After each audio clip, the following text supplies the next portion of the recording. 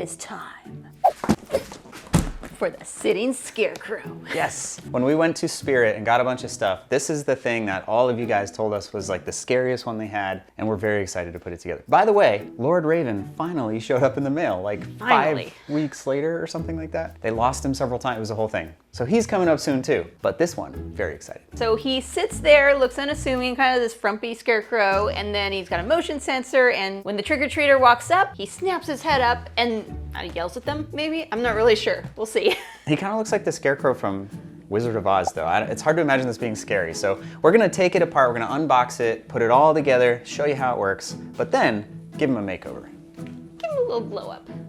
All right, let's see what we got in here. Oh, I think that's a candy bowl. It comes with a candy bowl? Yeah. Okay, okay. Got a stick. A pole of some sort. Pole B. No way. There's instructions. Our empty soul girl had no instructions, and neither did the swing mechanism, so this is a happy surprise. Spirit, you're moving up in the world. Good job. Does he come out all at once? Maybe. I don't want to break him. Wait, how about we tilt?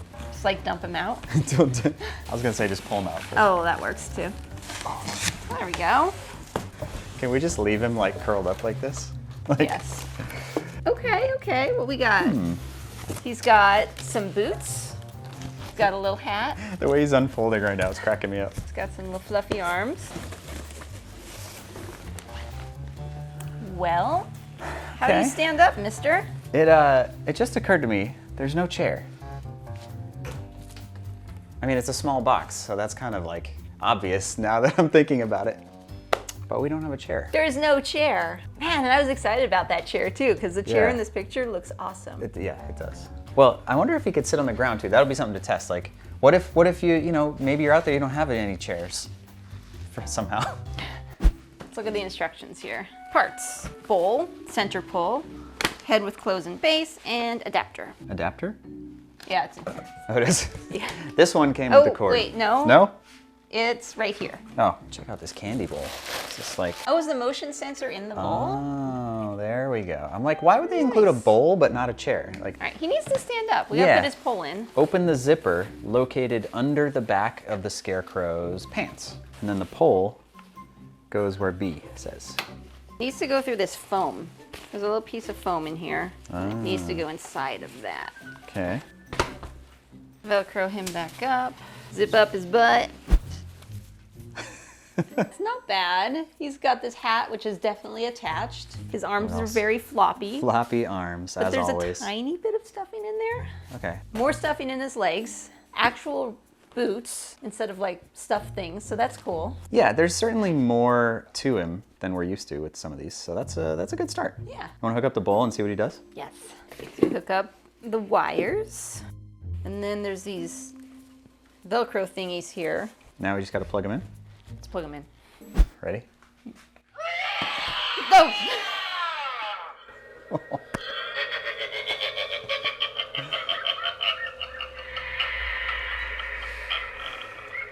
Okay, that was The kids awesome. are gonna be traumatized. If our son sees this, he will never go near it ever again. Never. That's pretty good. You know what makes it too is the screaming is like way over the top. The snap of the head is pretty fast. Yeah. It's good. Okay. This is cool. I think this is really neat.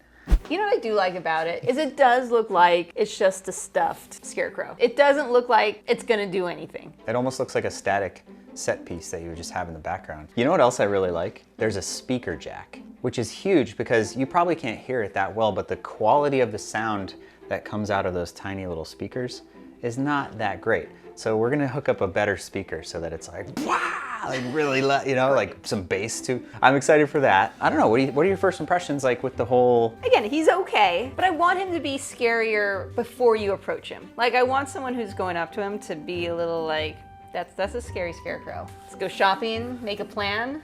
We'll be back. I guess we should just start kind of taking them apart. Yeah. See what we're working with. Yeah, let's take the hat off and this head thing off at least and see what's underneath. Oh, he's actually got a face under here. What? No kidding. Wow, you know, that's really interesting. Come up. Okay. This is like a really decently sculpted face. It's got a screaming mouth and there's cheekbones and eyes. But none of that is coming through on the burlap. I mean, it's literally got a tongue and teeth and everything. That's crazy. It's crazy that this is underneath that burlap, because we can use that. Maybe they just had like an extra head. A bunch of like extra heads, and they figured we'd just use them as bases. This reminds me of like when you're doing renovation on a home and you like pull up the linoleum and there's like beautiful oak hardwood floors, you know, underneath it. What other surprises are awaiting us here? We got a decent set of shoulders. Mm-hmm. I like the shoulders. Yeah. As usual, we have these little things which we can attach our pool noodles to for the arms. I like what we're working with. Yes. I'm pleasantly surprised. We're gonna start off by weathering the shirt. It already has this tattered edge, but it's like the super cheesy triangle tattered edge. So I'm gonna try and take a wire brush and mess that up a little bit more. And then we'll go in with some paints and do a bunch of darker areas and just make it really dirty and gross. Before, after. I stabbed myself with the wire brush. Like it went right in there. Ow. Band-Aid time? Band-Aid time. Just wrap it in burlap. Yeah, Like that's room. Badass scarecrow. Okay.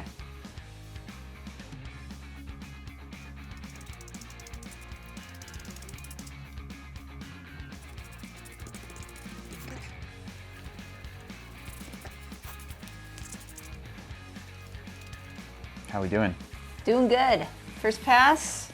What do you think? Yeah, that looks awesome. Good job. Thanks. I think we're gonna reuse this burlap for the face, or at least part of it, but we wanna detach the hat because we're gonna do something different with that. So underneath there's a stitch, and I'm gonna use a stitch ripper or a thread ripper, I don't know what these are called. I'm just gonna rip the stuff and take it off.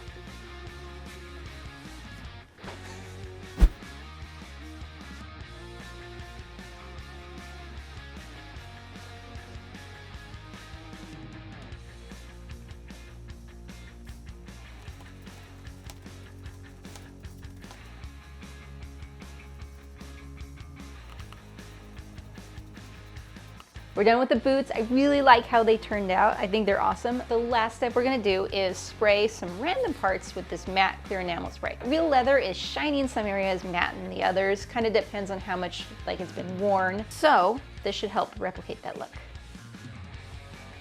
Moving on to the pants, and we picked up some khakis at the thrift store for $4.99. We're about to ruin them, but you know, they're pretty nice pants. But we wanted something light to sort of contrast against the, you know, the dark green shirt. And these are nice because they're stiffer, so they're gonna hide his lack of bone structure better. His lack of body. Take off your pants, Mr. Scarecrow.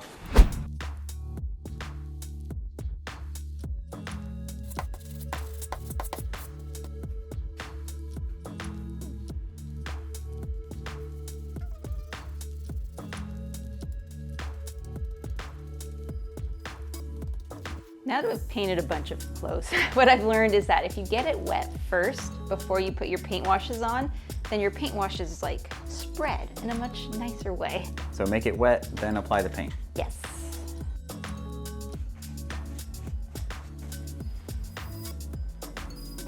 Those are dirty pants. Got like some oil stains and some dirt stains, and the Scarecrow is just, he's been around the block. He's been around a while. This is like old Carhartts you've been wearing every day for 2 years on the job site, you know? It's like, Scarecrow's been working. Is Scaring Crow's dirty work? I mean, usually you're in the cornfield or whatever, you know? It's muddy, there's ghosts and You should put little like corn kernels on it. Yeah, totally. That'd be gross. So next, we are gonna give this young man a lobotomy. We have to take his head apart because inside the head, we're gonna put some lights and we're gonna attempt to make him have glowing eyes. You have your scalpel ready? Brain saw, skull saw. Poor guy looks like he's screaming in agony because you're cutting his head off. Don't worry, it'll all be over soon. There's nothing weird about this at all.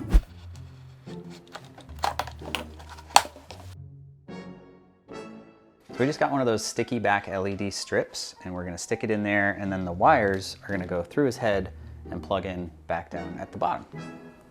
Bam. Doesn't seem very bright. We're gonna have these little eyeball things that we made that are gonna go in here. This is actually one of those clear Christmas ornament things that we use all the time. I wanna frost it because right now it's just totally see-through, but if we give it a little bit of a frosting, it'll diffuse the light. The easiest way to do this is to just use a little piece of sandpaper and sand the inside. Yeah, it's just not bright enough. So I think we're gonna move the LEDs closer. Okay, we were messing with stuff and Jaimie had a much simpler idea, which is to just stuff Christmas lights in his head, which works great.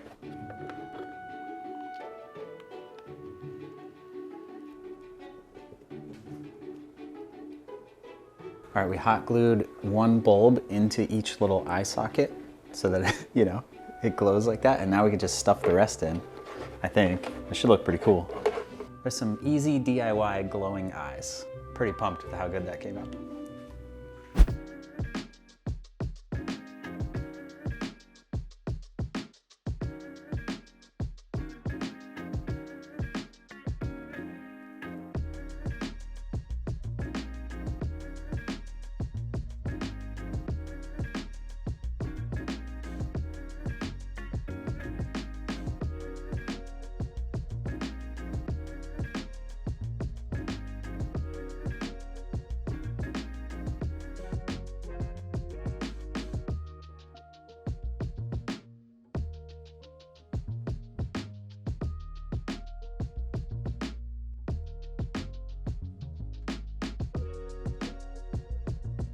Well, He's gross.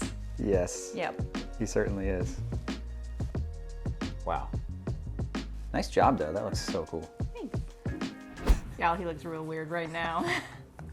There's a point in every project where it just looks super weird and you go, what the heck are we even making right now? And I think we're at that point. Yep, definitely. Yeehaw!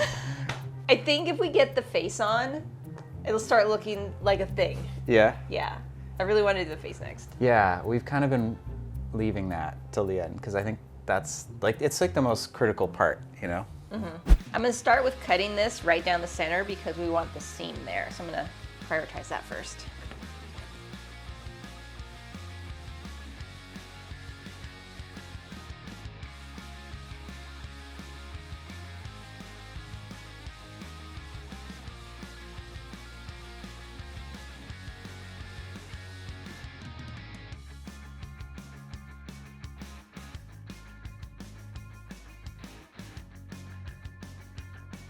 Do we give him a smile now? Yes. Okay. Like a big Joker smile. The creepiest, like, Yeah. Oh, that's so cool. Wow. Gotta make the other side match.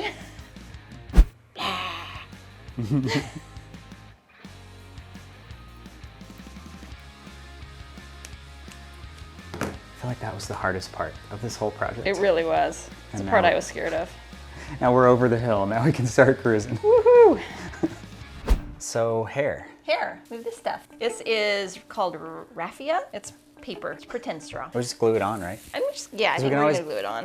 Give him a haircut later. So let's just glue a lot of hair on for now.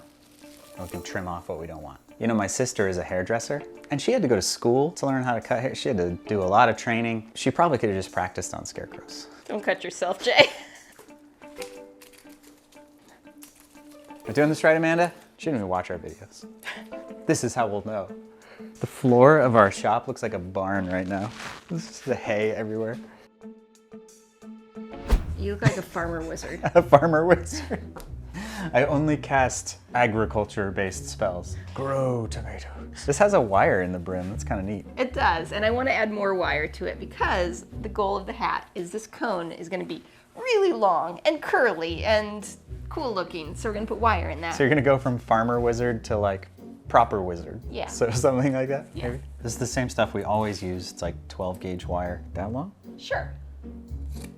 Yeah, that's going to be cool. All right, I'm going to hot glue it in here. Okay. Glued in, now what? Just kind of bend it? I think. That's as far as your plan went.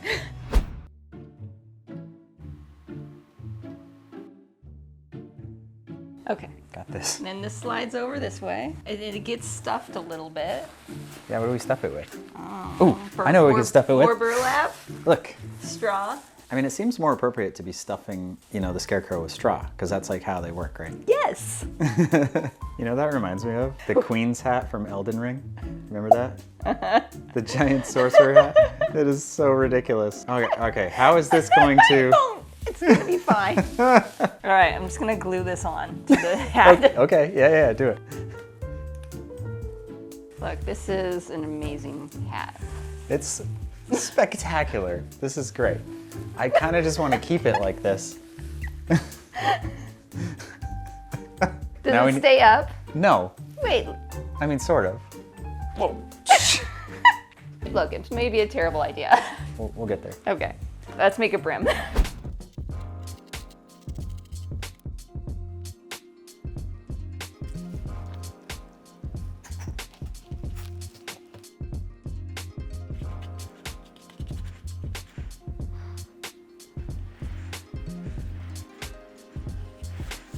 I think now we should try to bend it. Shape it up? To see if we even like it. This might not work. Let's see how we're doing here. Okay.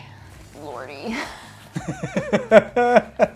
Oh, it's just gonna fall off, isn't Oh, it? God. This is really heavy. How did it get so heavy? I don't know. Okay. We may have overdone it on the hat. It's too big. Too comically large. It doesn't support itself.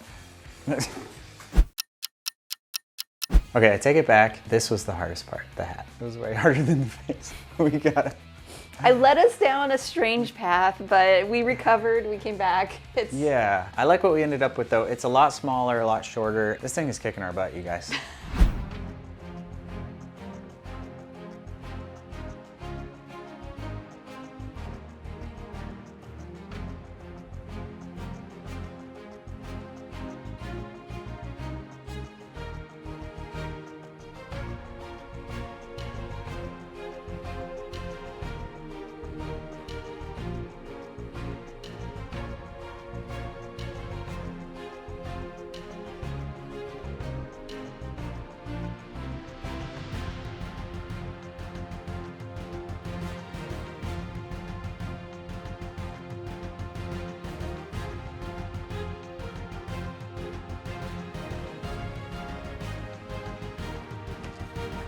Okay, we plugged him in. Everything's together.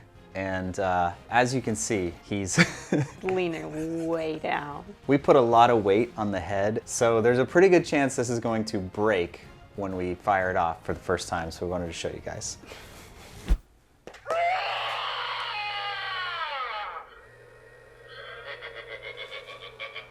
Whatever spring is in there is not strong enough.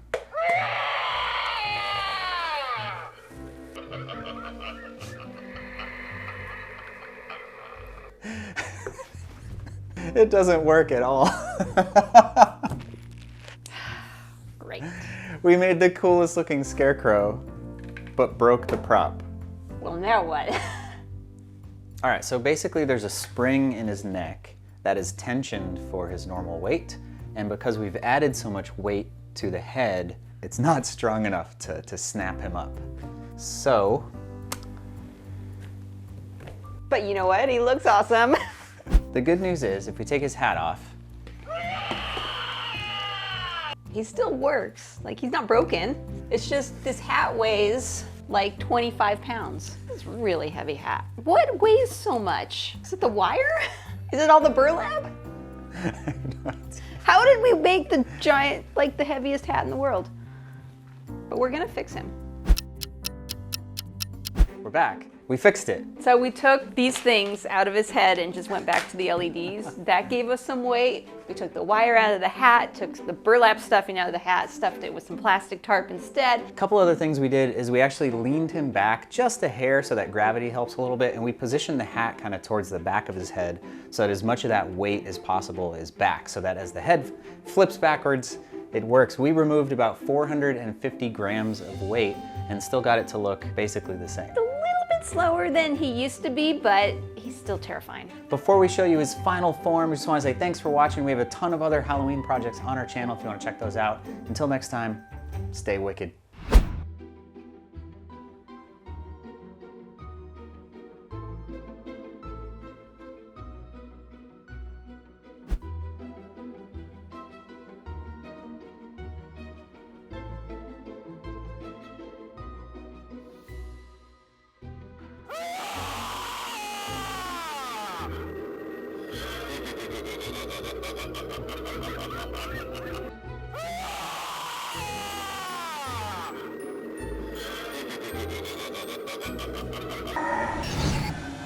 We're Jaimie and Jay, and this is Nightcrawler from SCARIEST Halloween. We're gonna try to turn this into an infected monster from The Last of Us. In the game/show, humans have been infected by a fungus which basically turns them into... mushroom zombies. That's so cool. We have to make one. We chose Nightcrawler because it's got this really awkward movement that kind of resembles a clicker, which is one of the scariest monsters you can run into. And he's got this great expression and weird features. He's gonna be perfect. At least I hope so. Let's find out. There's three main components to this makeover. The first is we have to make his head look like a giant mushroom, which is gonna be crazy. Blech. The second is mechanically, we're gonna see if we can make his body a little better. We'll see if we can make the pose a little more realistic. Oh. Okay, it's fine. And then finally, we're gonna give him some brand new clothes so he looks more like he used to be a person. In a clicker, the cordyceps fungus has basically taken over their brain and gotten so big that it's bloomed out and split open their skull. And they can't see because they have no more eyes, so they use this clicking technology. Zombies have technology? Yes, they're high-tech cordyceps. They use this clicking-like echolocation to locate their prey. What that means for us is we're gonna cut a big old hole in his face.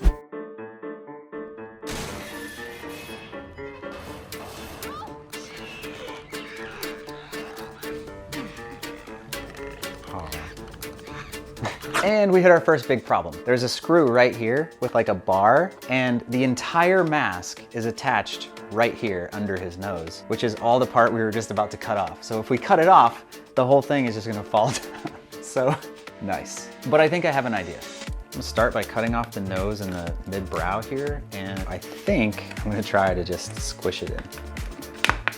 That almost worked. I'm gonna cut off just the tip of the nose and then see if I can squish the rest of it in. This is not working. Okay, plan C, D, E, whatever. Basically gonna cut off as much as I can before it falls apart. Okay, I think that worked. That might be all we have to remove, right? I think so. For now, anyway. We could always take more off. To make like the individual parts of the mushroom bloom, are they called petals? Are they just mushroom pieces? Anyway, we're gonna use EVA foam.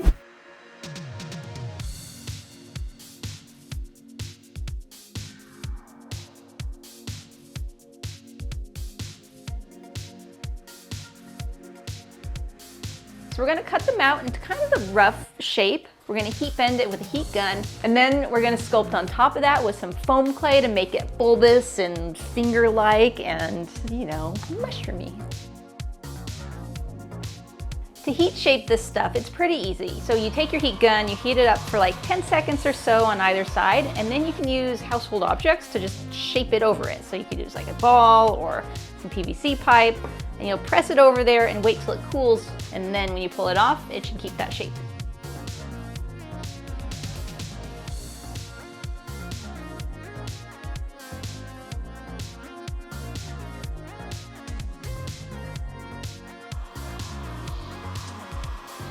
I really like the shapes we've got going here, but they're very flat. So we're gonna build it up with some foam clay. While Jaimie sculpts those little parts of the mushroom, I'm out in the woods foraging for, hopefully I can find some real mushrooms. We might try to make a mold from them, so I'm trying to see if I can find some really cool stuff.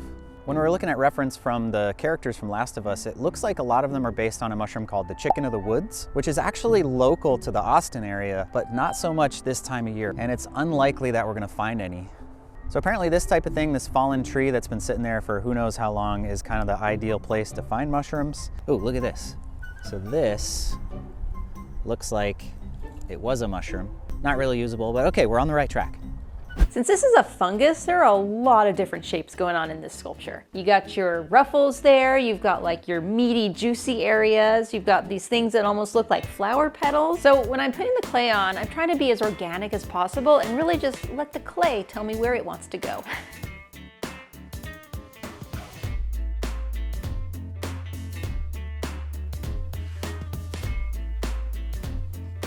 So we're making sort of a worm shape around the edges and then blending it in, and then hopefully if we do that right, it should give the illusion that this whole thing is kind of puffy.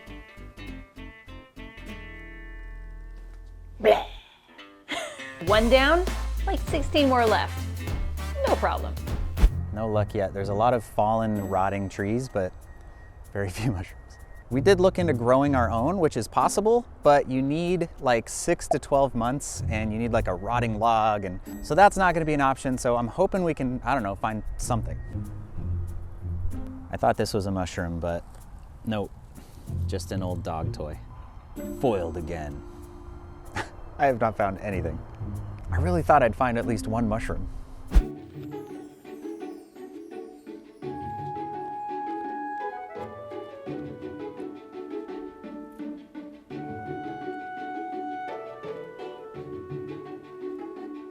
These are done. It's gonna take them about a day to dry, and then once they do, I'm gonna add in a second layer of sculpting. And the show finale is in like a week. I don't know if we're gonna get this done in time.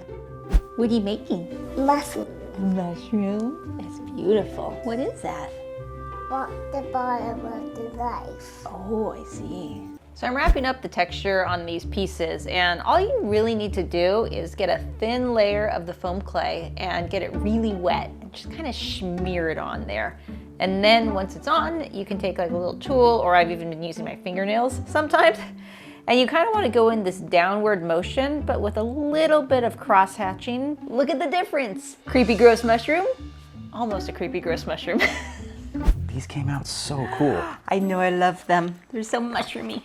I can't wait to paint them because the texture that you got, like, it's gonna look awesome. Which begs the question, do we paint them first before we put them on the head, or do we glue everything together and then paint them after? I think we should paint them first, because the way that the mushrooms are, they're all gonna overlap, and trying to paint that while they're overlapping is just gonna be a pain in the booty. Next question. How are you gonna paint them? Okay, usually I would like brush the paint on with a chip brush, but I want beautiful gross mushrooms, and we got this airbrush. Beautiful gross. I think this is the perfect time to use the airbrush. We've never used it though. Well, technically we've practiced a little bit, but it's not easy to use. No, it's not. You know what we could do? We know somebody who's like an expert at using that. Yes, we do. Our friend Meredith is an Emmy-nominated makeup artist, an award-winning body painter, and she owns her own special effects studio here in Austin. We called her this morning and asked if she'd be willing to give us an airbrushing lesson, and we're headed over there now. I am super excited to learn airbrushing from her because she is an absolute pro. But for the same reason, I'm also a little bit intimidated, but it's okay. Let's do this. You made it! Hello! We're here. Thank you. All right, let's put your stuff here. This is gonna be the table we're gonna work on. Awesome. Welcome to the studio. I hope you're not afraid of dead things. Not at all. This is amazing. We've got some bits and pieces from different projects we've done. We did Machete and The Sun with AMC and a bunch of crazy films and TV shows. I love the corpse pile. I mean, you gotta store them somehow, right? Yep. So what'd you bring? Well, this is the head. This is what all the things are gonna go onto. These are our mushroom pieces. Nice. I mean, this is pretty stellar work. Thank you. It looks just like the stuff. Let me see this airbrush. It's so pretty and clean. So you haven't used this at all yet? I've airbrushed on some paper. Okay. And that's it. What'd you use to airbrush? Just acrylic mixed with sink water. Oh dear. We have so much to learn, my dear. We ended up spending all day with Meredith and got a complete crash course on how to airbrush, but it is way more than we could fit in this video. If there's any interest in seeing a longer cut, maybe on our second channel, of all the things she taught us, let us know in the comments below. But for now, let's go through some highlights. She first showed us how to add a piece of fabric to the back edges of the foam so we can actually sew through it later to attach the pieces to the head. Now it's time for the base coat, which we're gonna use this latex paint for. So these things, you can paint straight on the foam and it seals your foam for you. And then you can actually airbrush this too if you thin it with distilled water. Distilled water. You don't wanna get like all the minerals and stuff in your airbrush, it'll break it down over time. Right. So you wanna start with the lighter colors. If you look at the clickers, they all have like a fleshy base, kind of pinky kind of tone. And then they go in with the pinks and the browns and everything and kind of layer everything up. So do you understand the push and pull mechanisms? Is there it's just pull? Nope. No, there's a push too. And the push does something? Yeah, it controls the airflow. So this is called a double action airbrush. Single action, you just pull. Double action, you push down. This controls how much air is going into your airbrush. But it's such a subtle push there. So you have to learn those fine motor skills of how hard to push. The further you pull back, the more paint's gonna come out. Okay. My thing with airbrush paints is that you wanna get kind of the consistency of skim milk as far as like wateriness. See how it feels like colored water, like skim milk cows? Perfect. Right That's our now, way. you're at about 40. This is a lot of pressure. We're gonna go under 20. We're gonna go to about 10. So when you're airbrushing a person, we don't wanna go over 20 because you can feel when that hits your skin. If that was in your face and you were trying to airbrush someone's face, you're like, ah, I'm being attacked. Once you get a little bit more control of your airbrush, you'll be able to control the pressure even more with just that little subtle thing. Since you're new, I always bring it way down and then you have a lot more control. I like to start on the edge and kind of work my way down. And you're gonna stay pretty far away and then move yourself in and kind of like start dusting. Is it fun? Do you like it? It's so fun. It's so soft. I can do gradients now without using a crappy chip brush. So we're gonna change colors. Now, do we need to wash it? No, the cool thing about this, as long as you're not changing mediums, you can just kind of clear it out and then bring the next color in. I love how subtle each layer is, and you just get to build and build and build. So it's not like you put something down and it's like, oh my God, what did I do?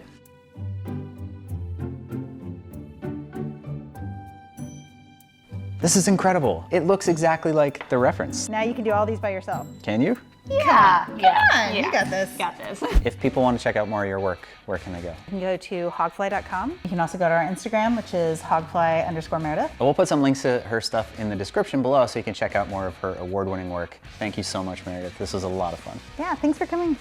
Okay, we're back in the shop. Got my paints, got my distilled water, got my test piece.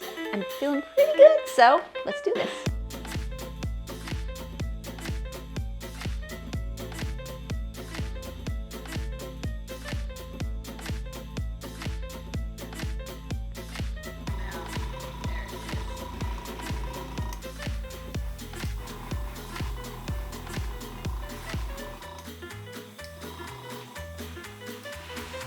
What happened? It keeps clogging. I don't know what happened. I've tried thinning it, I've tried cleaning it, and I'm cleaning it again. Not as easy as when Meredith did it, huh? No, she cleaned it in like 2 minutes. Skim milk. You know, this looks pretty skim to me.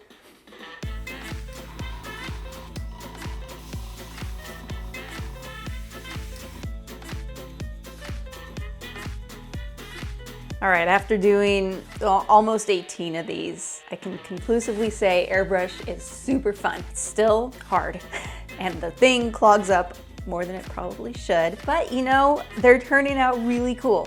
I am glad my first airbrush thing is like this organic shape rather than like a face. Here, all the little mess ups, they're just happy little accidents, and they look great. While Jaimie's working on the mushroom, we're gonna take a look at this thing's body and see what we can do with it. I took off the shoulders and his little neck. So we've got 2 springs, and this is basically what tensions him and controls how powerful he like jumps back up. And if we put too much weight on this, these springs aren't strong enough to lift it up really fast. We could get totally new springs. That's a little more than I want to deal with, so we're just gonna worry about keeping the weight as low as we can. He's basically facing up, but I want to change the dynamic of this so that he's kind of coming toward you a little bit. This little black plate controls the angle of this entire thing. Right now it's 90 degrees. If we can bend it forward without breaking it, then we can pretty easily change his angle of attack. All right, we're getting ready to put these on, but he's too clean. This is a mushroom, man. He's been rotting. So we're gonna give it a really quick dirt pass. To do this, we're just gonna use some watered down brown paint, and it's really easy. Since we have such great bright colors in here, I'm not doing a wash over the whole thing because I want those colors to stay. So it's more selective washing. And then we're finishing it up with a little flick of brown paint just to break up the texture a bit. Dirty mushroom, clean mushroom.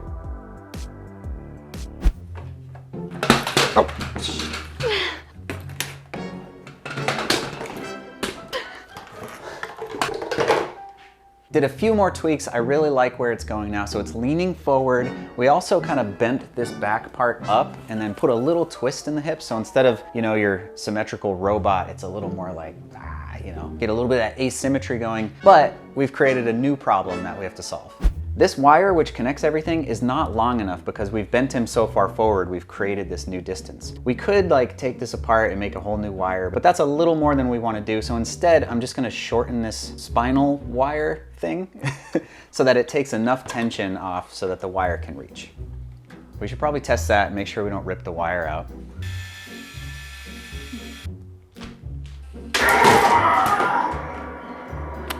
Okay. Okay, it's fine. There's plenty of slack in this wire. I'm gonna say that's good. Next thing to do is we're gonna go to Goodwill and find some old clothes, some zombie clothes. Since his head is so colorful, we're looking for kind of basic clothes, kind of boring, not too bright. This guy probably worked in an office before he got infected. We also need to find the biggest sizes we can because these animatronics always have freakishly long arms and legs. Luckily, Goodwill came through again and we found everything we needed. Presenting business casual zombie. The clothes fit pretty well. The pants fit great, which is crazy because he's got these really weird knees or hips. Hips, knee hips, nips. We also finished these. And I think now it's finally time to attach them. Remember that weird screw in the middle of his nose? Well, Jaimie had a theory that we didn't actually need it. Oh, there we go. So we removed it and were able to cut away a bunch more material on his face, including his eyes. Since clickers don't have any eyes, we'll save these for another project. You were right, it didn't fall off. We could have just done this in the beginning and saved a lot of time. But there it is. So the teeth will go back on right here. Mm-hmm. How in the world are we gonna attach these? I mean, I know we could put this fabric on so we could sew them on, right? But it's a hole. What are we sewing them onto? It's a hole. We're sewing them into nothingness. You'd have thought we had figured this out ahead of time, but no. No. Definitely no, not. That's not what we do. Meredith's tip to add the fabric was clutch here because we did end up sewing the back layer together. This worked great because it was one big piece, but you could still move each one around to get a good fit. From here, that looks awesome. Okay, now what? Duct tape. The solution we came up with was to create some little straps out of foam. We glued them to the inside of the face first using contact cement, and then bent them outwards and glued them to the mushrooms one piece at a time.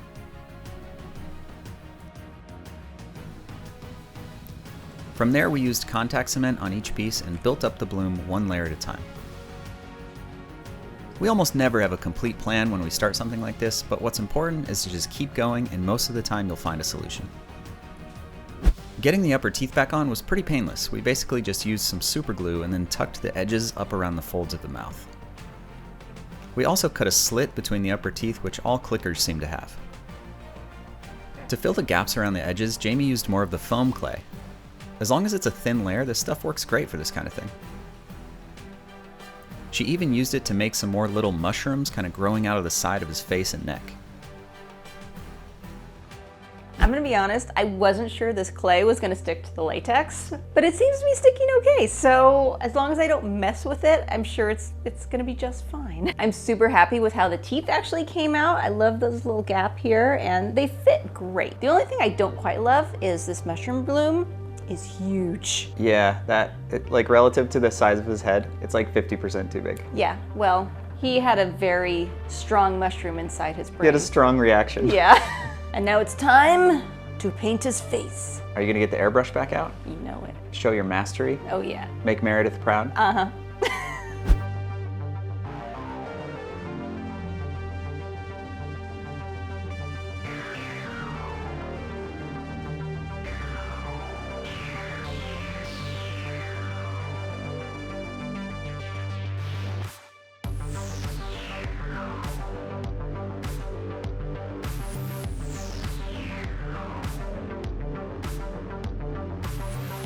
Learning a new skill can be intimidating, and sometimes it's easier to just not and to fall back to what you know. But challenging yourself a little at a time and getting out of your comfort zone is always worth it. And you never know, you might surprise yourself with what you can accomplish.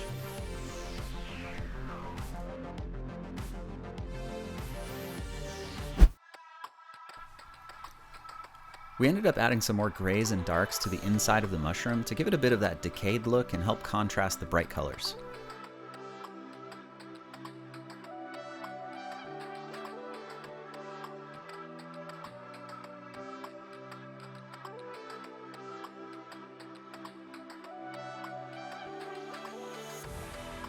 To add a bit of grit and dirtiness to it, Jaimie did a wash of brown on the face and then a little dry brushing on the high spots.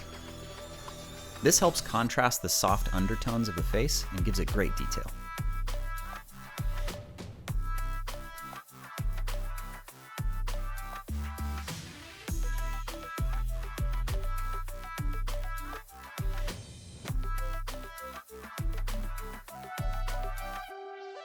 This is crazy. You know, the airbrush is super intimidating at first, but it's actually pretty easy to pick up and just do some basic colors and lay it down.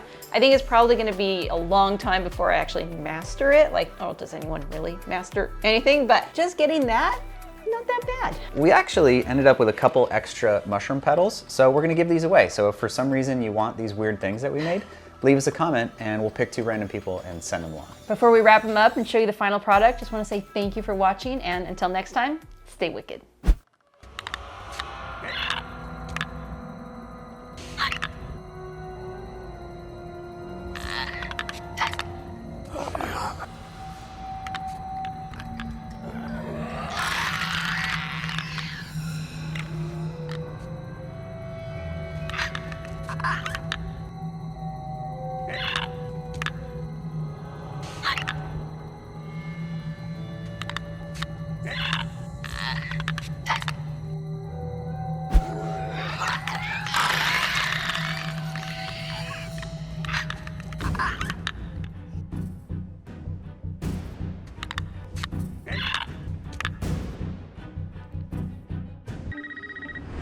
What's your favorite scary movie? We're Jaimie and Jay, and this is the Hauntress from SCARIEST Halloween.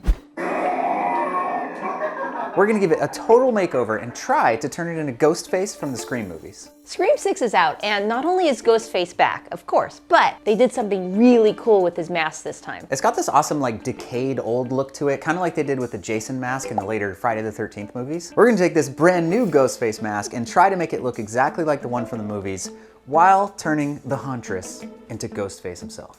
We chose Hauntress for a couple of reasons. The first one is she's got a great jump scare. Ghostface is known for jumping out and appearing out of nowhere, so I think it works really well. In fact, we just learned that SCARIEST Halloween actually had a Ghostface animatronic at one point that used the same mechanisms, so I guess we're on the right track.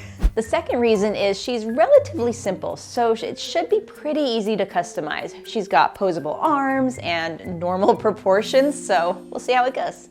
We're gonna start with the mask first because I think that's gonna be the hardest part. So first, what I'm gonna do is add in all the texture, like the cracks and the broken spots. Since the mask is hard plastic, we can't really carve into it, so instead we need to build up some texture. And to do that, we're gonna use Epoxy Sculpt.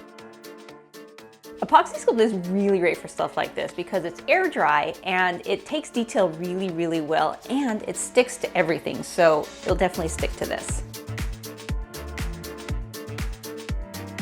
I'm just putting on a really thin layer where I want my cracks to be, and then I'm trying to blend out the edges as much as possible with water so they kind of disappear into the mask. I'm gonna let the clay set up for about an hour before carving in the lines because it's gonna help me get a lot cleaner of an edge. While Jamie's working on the mask, I'm gonna start working on this knife. We found a foam prop knife of the same exact knife that Ghostface uses, which is called a Buck 120, and it looks just like it. It's the right size and everything, but it does look a little bit fake, so we're gonna try to make it look better. Mainly it's the paint job, but there's also some like flashing that kind of goes around the edge from when they molded it, and there's just like some rough areas on this whole thing, so I think we're gonna start by sanding it all down, and then we're gonna give it a new paint job.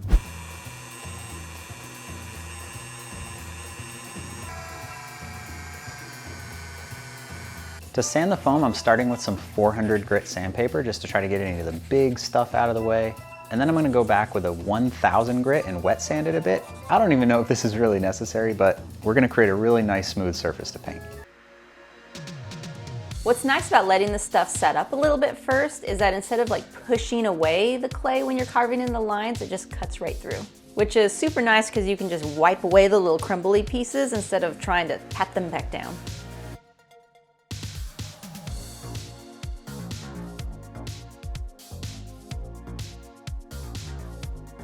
I've watched a few other YouTube channels do really awesome mask repaints of the Scream 6 mask, and I'm kind of combining a few of the different techniques I've learned there. So I will link their videos in the description below. How's it going over here? Making cracks. It's going fine. It's good. Is it everything it's cracked up to be?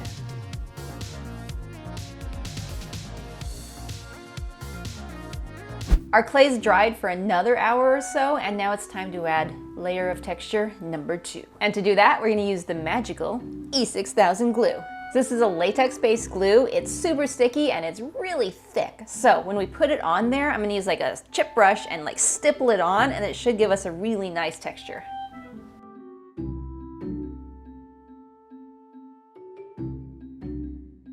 That came out so good. Thank you, I love it. It's got so much texture on it. I think it's gonna be really cool, especially once we get all the layers of paint on and the dry brushing and all that stuff. It's gonna make it pop. This knife came out really cool too. It's all sanded and kind of prepped and ready for paint, even though, you know, it kind of made it look like it's like kind of tarnished and old, which made me realize that I want the knife to look a little more like that as well. You know, I want it to look like it's been through some battles or whatever. It's done a lot of slashing and stabbing in Some its killer time. battles, yeah. So in our last video, we learned how to airbrush for the first time when we did the clicker from The Last of Us. So are you gonna airbrush that or brush it? I think I'm just gonna brush it. I don't need like soft gradients on this. I just want like rough texture look.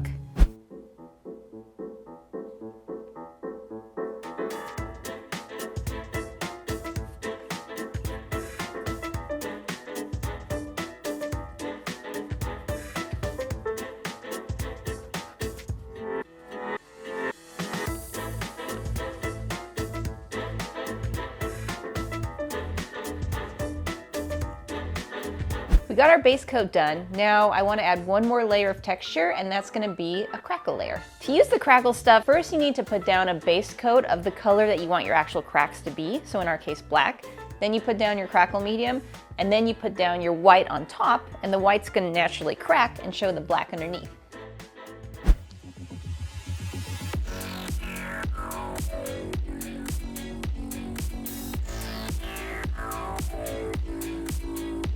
Does the crackle go everywhere or just where the black is? Just where the black is. I found this reference online of the mask. I'm pretty sure it's from the film and not like a fan-made mask, but it's been great. Shows all the nice cracks and details and texture and like where to put everything. That way I don't have to make it up. It's time to airbrush this knife. We've got everything we need, our brush, our compressor, our paints. Now this is a glossy silver kind of metallic paint. This is actually model paint and it's like 15 years old. This is really, really old, but it seems okay, so we're gonna try that. So we're gonna thin it to the consistency of skim milk, as we learned. But instead of distilled water, because it's a different kind of paint, we're using mineral spirits, but also our mineral spirits are like cloudy white instead of clear, which it says is okay, but I don't know if that's gonna like mess up the thinning? I don't know, we'll find out. Test it on the paper towel. That's part of the plan, right? Ooh, look. I guess I'm gonna start with the blade because I don't know. I definitely need a lot more practice at this, but I was surprised to find that my paint job came out pretty smooth. Now I just have to wait 10,000 years for this enamel paint to dry. How'd it go? Yeah, it went okay. The airbrushing itself went great. I'm not sure about my choice of paint. It's drying right now. What are you doing? The crackle medium is dry, so now it's time to put our white paint on and watch the magic happen.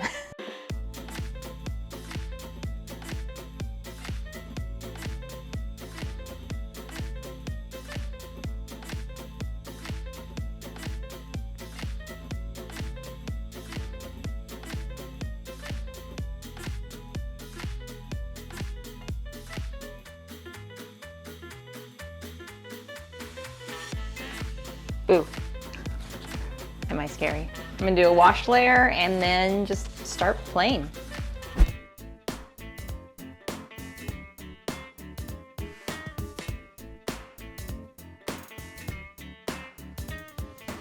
See this blank space right here? It's because I forgot to put white in that spot, and so there's nothing for the black wash to stick to. So what now? We just have to start over. Oh yeah, we'll just throw it away. Make a brand new one. No problem. Well, that's weird. It's not sticking. What is happening here? Maybe the hood will just cover that and it's okay. Maybe. No one will ever know, Yeah. except for all of YouTube. We're moving on to the handle of the knife, and this is just gonna be black, and it's gonna be shiny, but I'm starting with like a flat black, and then we're gonna make it shiny later somehow. Also, my paint this time is not 100 years old, so hopefully it's gonna work a little bit better. It's so smooth. Like, that's gonna look really good. I know this is really simple compared to what Jaimie can do with the airbrush, but I am very proud of that. To fix my imperfect airbrushing, we touched it up with a little Mod Podge and some silver paint on a brush. It's a long way from chrome, but for my first time, I'm pretty happy. I fixed it. I'm not sure what happened. Maybe some of the crackle stuff got smeared on there. So I just put a bunch of layers of white on. Seems to be okay. He looks really dark now. So next is we gotta brighten him back up. To do that, we're gonna use just some dry brushing of our white again.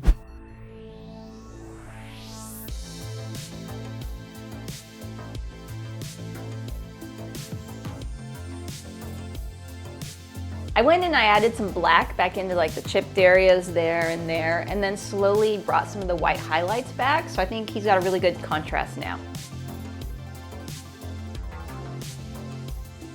Next up, he needs some color. So we're gonna add in some dirt smudges like under the eyes and then the little red splotches he's got and make him look beautiful.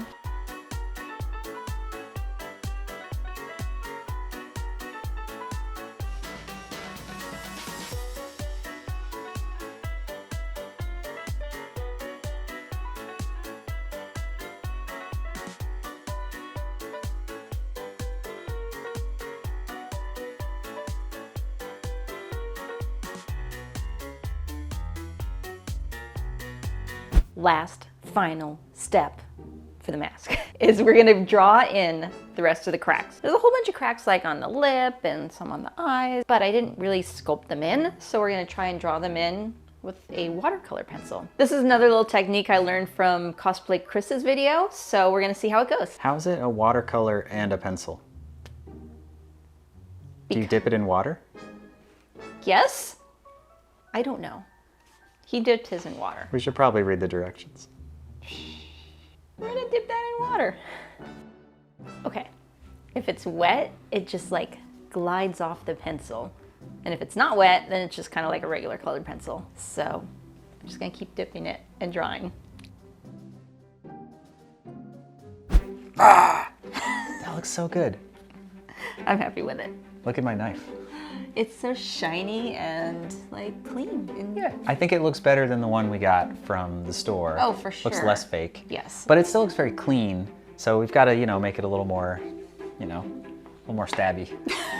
Like you did with this. I mean, this is so good. We need this to match, Okay. How do we do that? I would say like some black paint to wash it a little bit, maybe some speckles, and then we can put some highlights back on the edges. Nice. That looks awesome. It's time to do the body and put it all together. We're gonna do a costume, but mainly this hand. How? He needs to hold a knife. We could just, just go like that. You could, yeah. No. We've had a lot of trouble getting hands to work. These hands, they don't bend. We thought for one project we could heat bend them, doesn't work. Another project, we cut off the bottoms of it and tried to bend it. Also, does not work. So we're gonna try something new for this project. One nice thing though on this one is that it's gonna be covered by a glove. Yes. So we don't actually have to show the fingers. Our idea is we're going to use this armature wire and create like a posable thing and then cover it. With pool noodles. We'll have noodle fingers. Noodle fingers? Noodle fingers. That sounds like if that's not already like a horror character, it should be. It should be. Somebody go make that.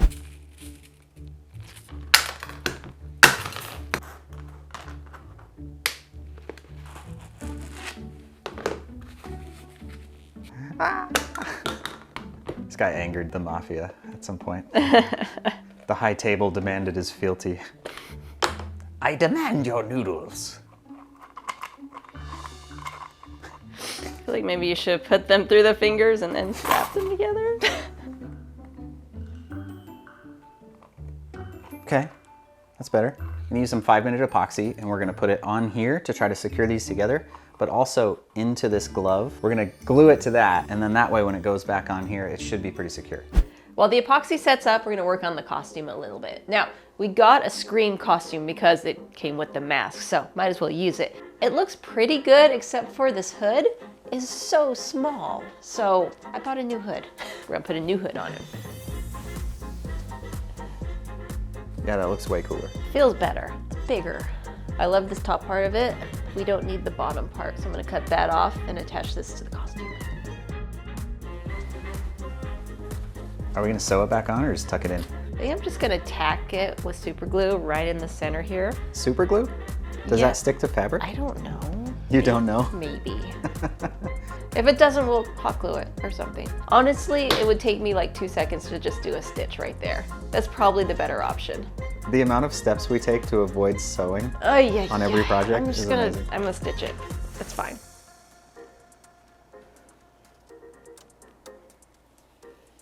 See, that wasn't so bad, was it? No, it didn't take any time at all. It took longer to go upstairs and get the needle and thread.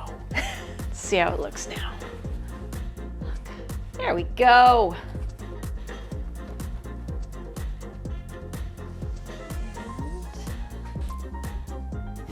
Nice. I like it. Still kind of waiting on this to dry. I did another round of epoxy to glue this into the inside of the hand. As soon as this is all dry in maybe like a half hour or something like that, we can start to bend it into shape. One of the other differences that we noticed between this costume and the one they used on screen is the one on screen is like sparkly. The fabric they use, if you look closely, has a little bit of like a glitter sparkle to it. And that way when he's in like a dark room, you still see him. So we found this glitter fabric spray and it's just like this invisible glue with glitter in it. So we're just gonna spray it all over him. Look at all the sparkles. It's very sparkly actually. I love it. It makes me laugh that we put sparkles glitter on a killer. The sparkly killer. Poke. It's like sort of working. Sort of. It's not unworking. It's Unworking? not working. It hasn't worked yet, but it's not worked either. Okay, and then I guess all we gotta do is slide this over the wire and then kind of bend it. Yeah. This is the most ridiculous idea we've had in a while, and it seems to be working so far. I think you mean the most brilliant idea we've had. Look at that. You know what? That's a cool hand. Yeah. Hand. So I took the glove back off and I kind of fixed the lengths of the fingers and we rounded the tips a little bit, and that looks surprisingly like a normal hand. The next step is we have to fold it so that it looks like it's actually holding a knife. Which hand position do we want? Do we want it like this? Do we want it like this? Important decisions have to be made I like here. option B. So that means we want it like this.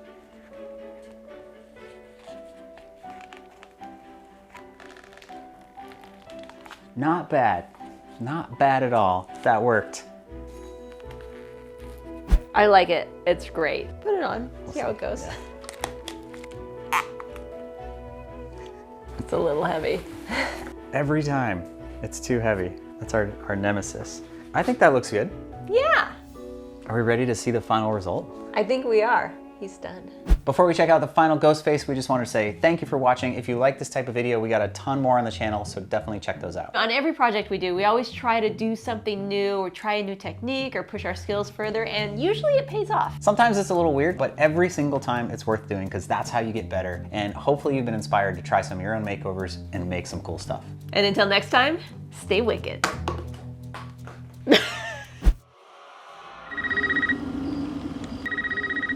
Hello, Sydney. Scary night, isn't it? Do you like scary movies, Sydney? I'm afraid that was a wrong answer. Now that we're all here, the party can begin.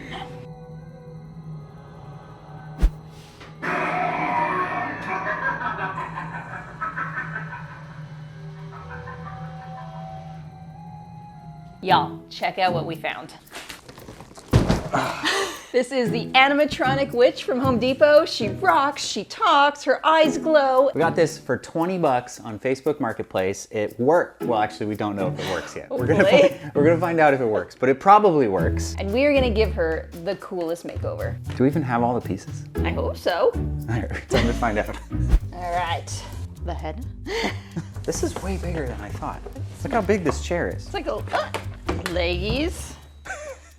That's straight like Wizard of Oz legs. I know. Look at Wow. these little fluffy feet. Here's a body. Chair, 2 pieces of... Oh good, there's directions. Whew.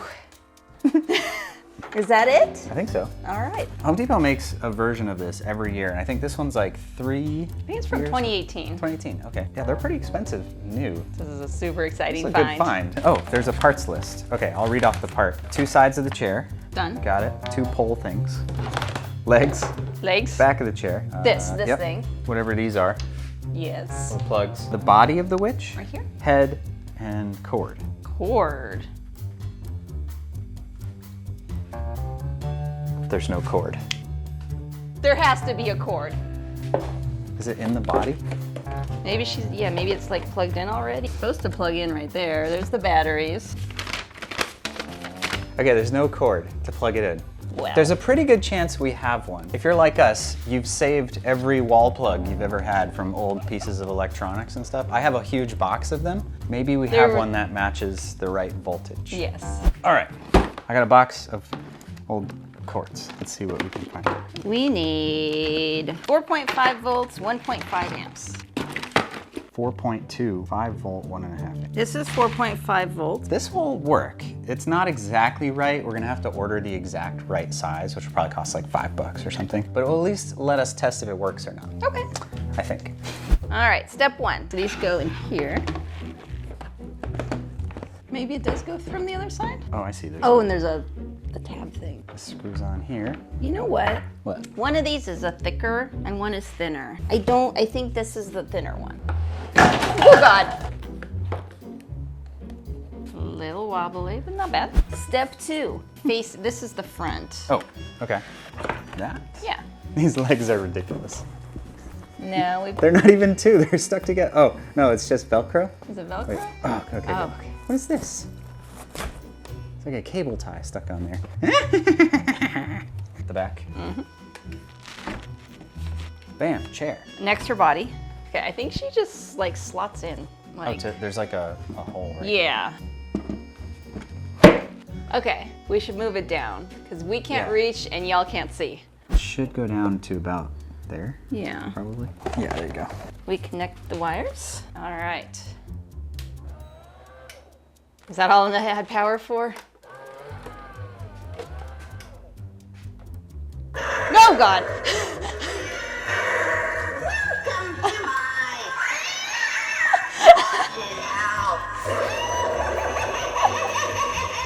Okay, it works, it works, it works. That's exciting. Would you like some drink? Or would you have some cereal? I definitely want to like build up her arms. I think we can use pool noodles to give her an actual body. doesn't have a She body. has no arms. It's just floppy. We might even just do away with the hat entirely and give her like a nice wig. Yes, she needs new hair. Look at this. She has no hair. The hair's not bad, but there's not enough of it. It's very, very stringy, very light. So maybe a nice, like a fuller, kind of crazier wig. I think we can do all new clothes for her. We can go to Goodwill, get some like old crone like type stuff, and Like we did on the drinking skeleton. We could like get some clothes, like dirty them up, you know, make her look. yeah, I want to go for like this forest witch vibe, Yeah. not like Halloween store vibe. Our witch needs clothes, and we figured what better place to look than Goodwill. Yes. We had great luck here finding, I'm gonna run into a table. We had great luck here finding that old fashioned nightgown for our empty soul swing girl. So Which was crazy, by the way. it was amazing that we found it. So I figure we can find the perfect outfit for our witch. What are we looking for? A dress of some sort, kind of like muted earth tones, I feel like. Let's see what we got, I think long. Look how cute that is, right? It's not a costume, it's just an outfit. This is why you secretly love this. Shh. You get to go shopping. She's got those terrible, like, fluffy, stuffed shoes that aren't Like even the real Wicked shoes. Witch of the West Yes, shoes. so maybe we can get her some real cool boots. They always have good boots here. I think something like this, though. Like, these are good for tromping through the forest. Yeah. Collecting mushrooms, herbs, eyes of newt, things like that. Eyes of Newt. We could put a skirt under her dress and like give it some fullness Okay. and layers and stuff. We could even do a little bit of color in there. Yeah. Maybe. Just because she's evil doesn't mean she doesn't have style. That's right. You think we can find a costume for ourselves while we're here? Those are amazing. How about some snakeskin boots? Whoa. Or I could go as Captain Business. Captain. What'd you find there? Okay, that was a success. We got pool noodles. These were from the dollar store. They're literally $1 a piece. We got a wig. This is really cool. It's like a silvery gray. Here. Does that have tinsel in it? Yes. We're gonna have to cut all that tinsel out. Huh? Yeah, we are. We could have a tinsel wig. Party witch. Whoa. Okay. How do I look? Beautiful. Love it. We also got a bunch of good clothes from Goodwill. That's a skirt. It's like, you know, some old like, Yeah, we're going for kind of a naturey witch. So we got this cool green dress, we got this brown shawl that'll go over her, and this red flowery thing. And we also have a whole bunch of creepy cloth left over from an old project. So we're gonna dye it, dirty it up, make it just look really cool and old. next thing we're gonna do is take the witch back apart and we're gonna paint the chair. We're gonna make it look like a little... Next, we shall take the witch back apart. All right, man, the next thing we're gonna do is... And now we shall take the witch back apart and paint her chair and her face and everything. We're gonna paint everything. Is this what it's like for you every day? Just...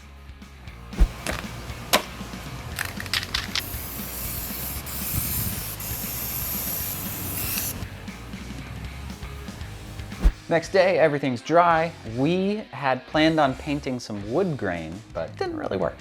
We tried. These are wood graining tools, and we'll cut in a little video here to show you how they're supposed to work. But because this isn't a flat surface, it's not really working. So instead of trying to get fancy with the wood grain tool, Jaimie has a better idea. So we're gonna take some sponges and maybe some crumpled up paper towels and just dab it with colors. Make it look kind of dirty, get some blacks on there, some greens.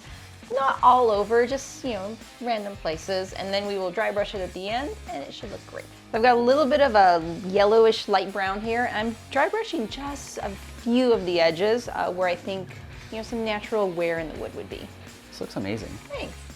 Yeah, just sparingly, randomly, no order. Like imagine this part got all moldy and... Yeah. Our witch's wardrobe looks far too new. And we want her to look like she's lived in the forest for hundreds of years, wearing the exact same clothes, never washed them once. I think the aesthetic we're going for is, like if you ever played The Witcher or like Elden Ring or the Hag from the new Resident Evil Village game, like they're just, you know, just gross stuff. So to achieve that, we're gonna use some watered down acrylic paints. And we're gonna use some black and brown, maybe a little white to make gray, and just kind of start with layers and work up until we find something we're happy with. It's always weird going to the store to buy clothes and then you're like, let's ruin them immediately. I think while you finish painting the clothes, I'm gonna paint the hands. I pulled them Nice. off, I just ripped them off basically. But they're too shiny. They're like, way too shiny. they're very plasticky. So I'm gonna give them a primer coat with some flat black. Okay. And then we'll just paint them, I don't know, you know, Cool. greenish.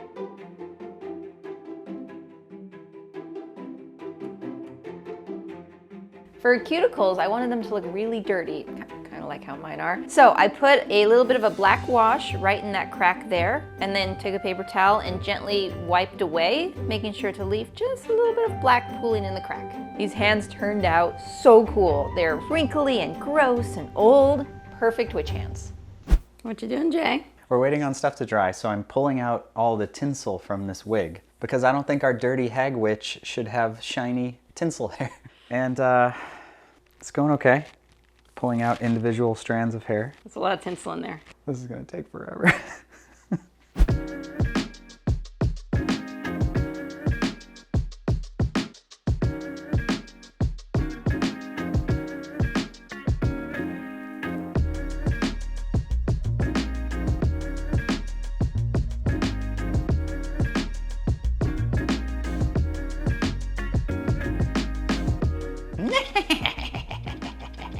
I will eat your soul. Let's sit her down. Do we even want the purple dress on there? No, I don't. Cutting off the old dress. Arms. I mean, we should just start with some arms. Start with the arms. Yeah. Okay. So if This is just a pool noodle we cut in half with scissors. Do we just kind of stuff them in here? we tape it on. You think that's gonna stay? I do think that's gonna stay. Okay. She got no body. She's too flat. So we need to build out her tummy. We're gonna do that with a couple pool noodles. Since this bends right here, they're just gonna attach at the top and hang freely. That way, they're not gonna restrict the movement. Basically just gonna do two 45-degree cuts. Instant knee. So let's glue that together with some contact cement. Kind of look like big straws. Yeah. I sacrificed some wool tights. We took a little extra piece of the scrap, bent it around to give her a little meat on the bones. So let's go there. Somehow we gotta get this other arm through. All right. Woo! There we go. You look beautiful. Look. She's got legs and knees. Should we put the hands on? Yes. Okay. An extra thing we did with the hands is we took just a wooden dowel, we drilled a hole and just jammed it in there, put a little hot glue around the edges, and now watch. We can take our hand, and it comes with this little holder. That's the way it worked normally. We'll stick that where it's supposed to go. And then we have the hole in our pool noodle. Goes like that. Pull the sleeve up. Bam, look at that. Perfect. Amazing. Before we go any further, we should figure out where the motion sensor is going to go. Where is the motion sensor? It's, yeah, exactly. It's Is it just under the dress in here somewhere. somewhere? Excuse me, madam. So I think we can probably just cut like a slit in the dress and then just have it poke out and glue it from the back. Right there, probably. Hot. Oh. Oh. Okay, I got it. I got it. Okay. I got it. That should be fine. Yeah, that'll be totally fine. I do think she still needs more bulk in here. Okay. You know what we could use? Her feet? Just shove them in there? Yeah. All right, that'll work. We'll tie something around there. It'll look fine. Here's her boots. And they're already kind of aged, so they're perfect. Look at those skinny legs. You know what I think?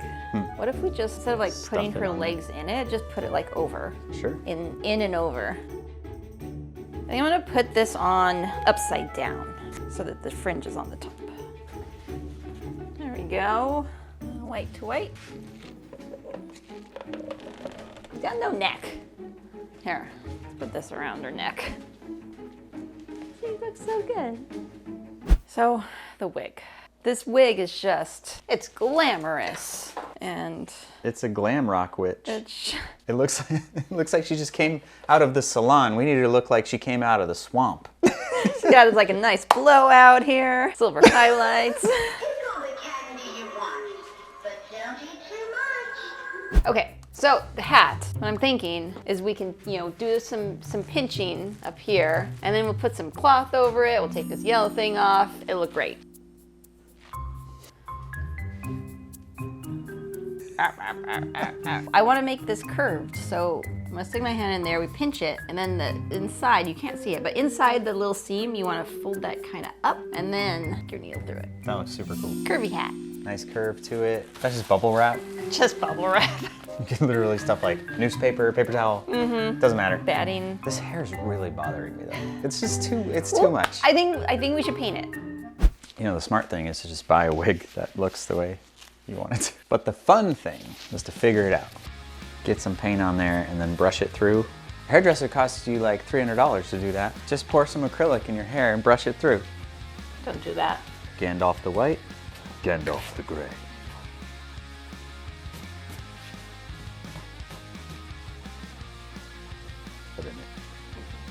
Look at that. Time to go on. Yes, I love it. I love her. That hair is so much better now. Yes, it is. I don't even mind the sparkles. No, the sparkles are kind of cool now. There's one more thing to do. Yeah? Accessorize. Ooh. So like maybe some bones, like maybe a bone necklace, and I have some crows we can use. Let's put her all together and see how she looks.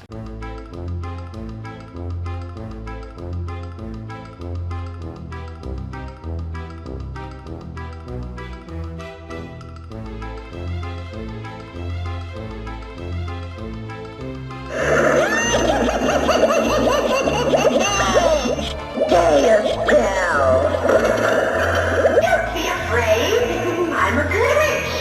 Have some candy.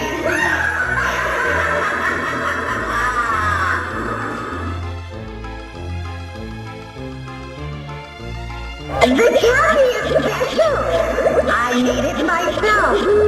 Just for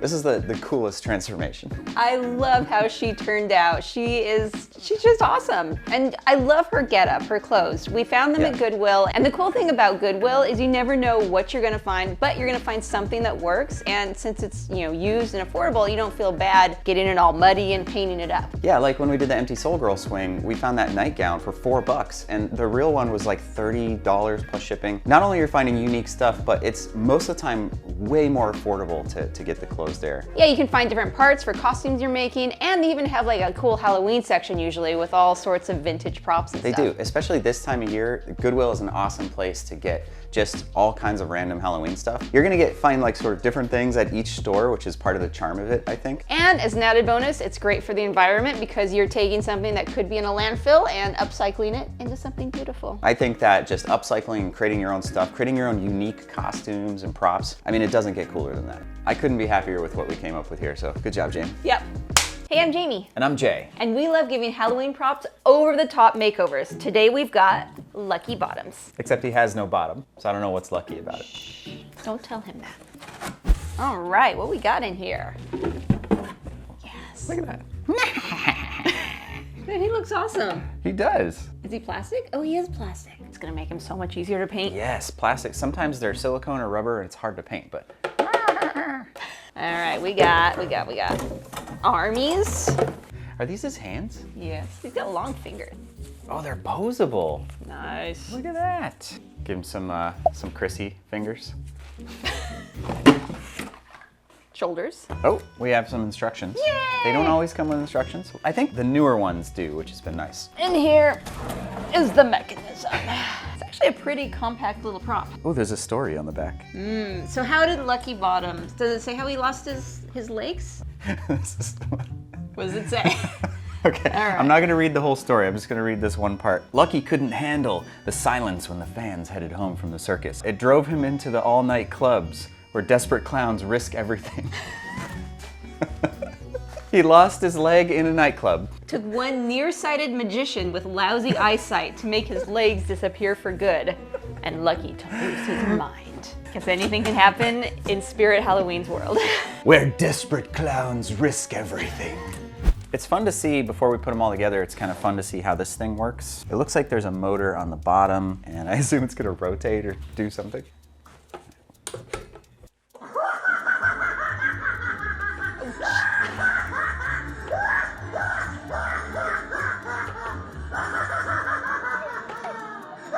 Wow, All right. that was pretty neat. Yeah. Okay, so this is pretty cool how it works. You've got your motor here, and it's got a little offset arm. And that makes this thing rock back and forth, but also this part of it goes back and forth. So that makes a circular motion. And then there's the spring for the head, so while it's doing that, his head's all bouncing around.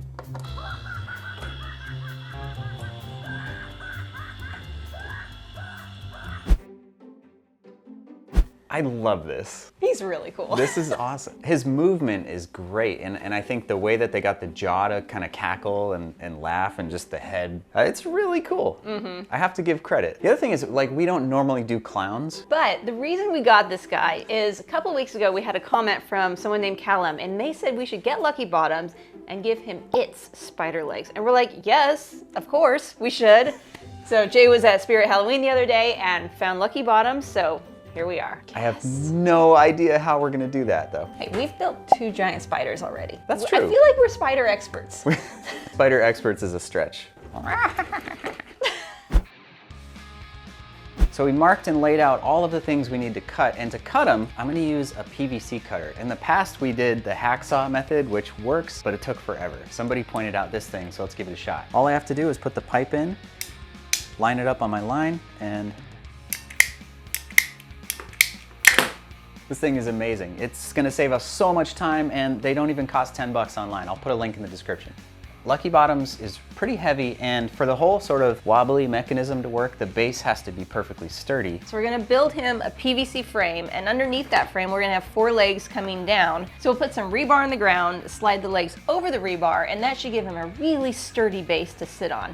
The way this is gonna work now is this thing can sit right here. We're gonna zip tie this to this, and then our legs are gonna sit now under these 4 corners here. And the other legs, the actual spider legs, they'll come out these holes here. And that way we can take everything apart at the end of the season. Yeah, y'all, we are seriously running out of space. All right, so we got it up here. We put the legs in bricks. I think that's gonna keep it sturdy for now. We've got a bunch of PVC cut for the legs, so we're gonna plug it in and see if it looks good. It's gonna look great, Let's do it. definitely. Okay, so we've got a 90 here. Those are gonna kind of come up like that. So he's got like his two big arms, and then he's got two like, he's almost more like a centipede than a spider. Yes. In a way. Yeah, these two like middle arms that come out of They kind of like his belly. come out of his chest, yeah. Right. And then eventually the claws will go on here, right? Yeah, so there'll be a claw on the end of each arm. Same deal here. Right, but these go Oh down yeah, these go first. down. This thing's gonna be so big. I don't know how we ended up with 2 extra 45s. There may be something wrong here. Pink foam. We can't escape this stuff. We use it so much. Should invest in pink foam. Buy some stock in big foam. All right, it's time to make his little claw things. And you know what we're realizing while we're looking at his picture? He's actually more like crab spider than spider spider. Like spiders have little tiny little toe feet. And he's got like these giant knife claws. But yeah, I think we can just carve them from this foam. And we've cut some blanks, so there are a couple different sizes for the legs. Actually, the top arms, the ones that Lucky Bottoms already has, we're gonna keep those as hands. So at some point he actually does have hands. And it's really creepy. Like he has a hand and then it turns into like 12 hands and then like the claw grows out. Super disturbing. It's time to carve the claws. The back's gonna be rounded and then this part is gonna come to a sharp point. To do that, we are gonna use the blade to cut off the bulk of it, and then we're gonna finesse it with the Surform tool. Surform tool. I think it's called Surform, but Surform is sure easier to say.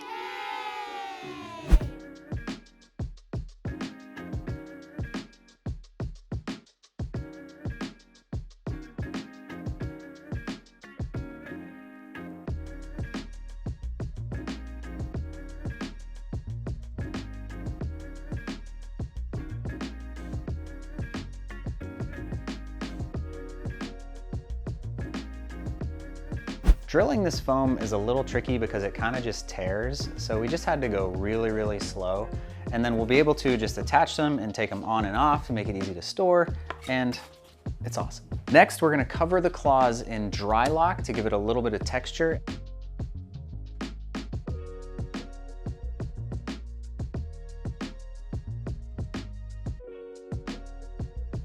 Those came out so good.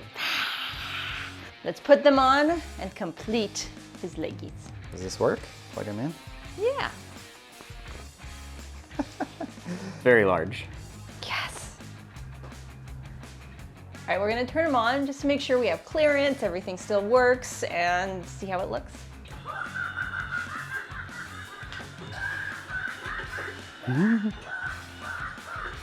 Yes. That's amazing. Are you happy with that? I love it.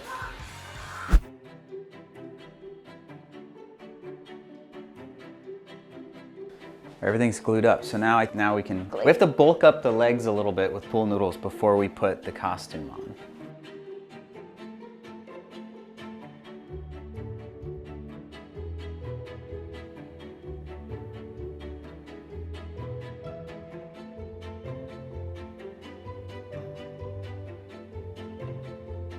Pennywise's costume in the latest movie is mostly silver. So he's got a silver shirt, big silver poofy shorts. The legs of the spider creature are wrapped up in strips of cloth and they've got ruffles down here and big poofy sleeves. To get all that done, we got some awesome fabric at the thrift store. For the shirt and the shorts, and hopefully we'll get the strips out of this as well, is this. It's just some gray curtains. And I found this. This will give us our ruffles and a little bit of red for the trim around the ruffles and his belt. Thrift stores are the best for fabric because it's so much cheaper than just buying new fabric. So the only mod we did on this outfit so far is just to cut the sleeves off, right? Yeah, because I'm gonna make big poofy sleeves. Oh, and we're gonna have to cut holes in the front for his little front arm things. Yeah.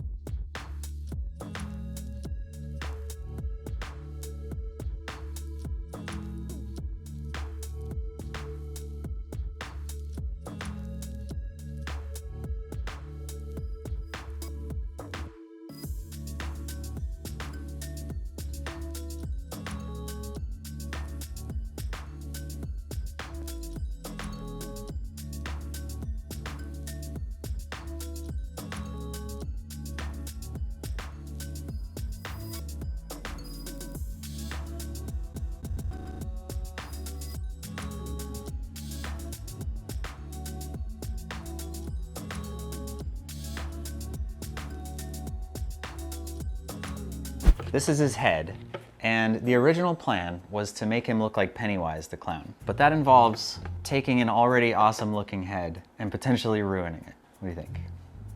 We have to. Yeah? We have to ruin it to create it better. I mean, our man here, Lucky Bottoms, risked it all at the clubs. He did. So we're gonna risk it all too, and hopefully not completely ruin this. It's the only way to do him justice.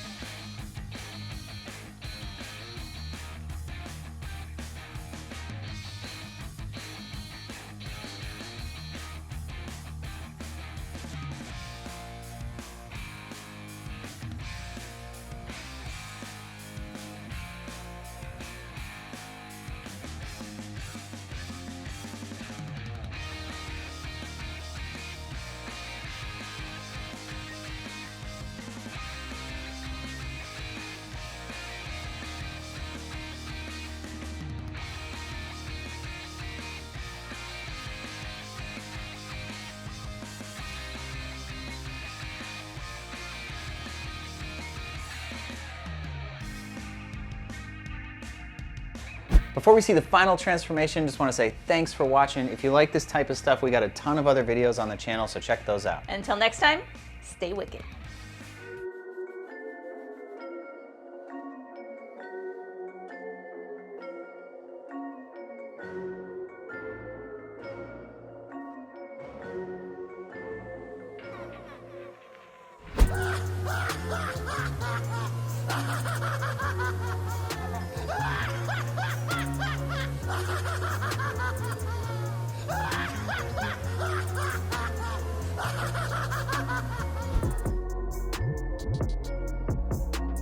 This is Darling Dolly from SCARIEST Halloween. In this video, we're going to turn her into one of the most requested monsters we've ever had, the other mother from Coraline. You're going to stay here forever. There's one immediate problem with our plan though, and that is that She is so tall. I can't even reach it. I have an idea. We just got this adjustable desk, and look, I can reach her. First, I think we need to take her all apart and see what we're working with. So we realized we could let her fall down and that we can at least kind of reach everything, so that helps a lot. Ha, high five. Velcro here. That should stay on. This thing is so big. Ah, and there we go. It's actually pretty neat. It's like got like a porcelain doll face with all these little cracks in it. It's cool that it's similar to the other mother. The other mother has all those cracks in her face. She has the cracks in her face. It's like she was meant to be. I would be surprised if this wasn't inspired by that character. So let's turn this sideways so you guys can see it. We can work with this. The other mother only has like one big pole holding up her chest, and this one has two, but... Like these things right here, you mean? Yeah, but that's okay. I want to try the mechanism now with this off of it. You know how when we add too much weight to a mechanism and it doesn't work well? The same thing happens if there's no weight on it. The spring is gonna be like, bam! It's gonna like fly across the room. I'd like to see that. It might be fine, I just don't want it to break. You know, I don't think it's spring loaded actually. I don't think it is. It's just kind of like, it's slightly leaning forward and this is just holding it. And then So it this just just falls. releases, yeah.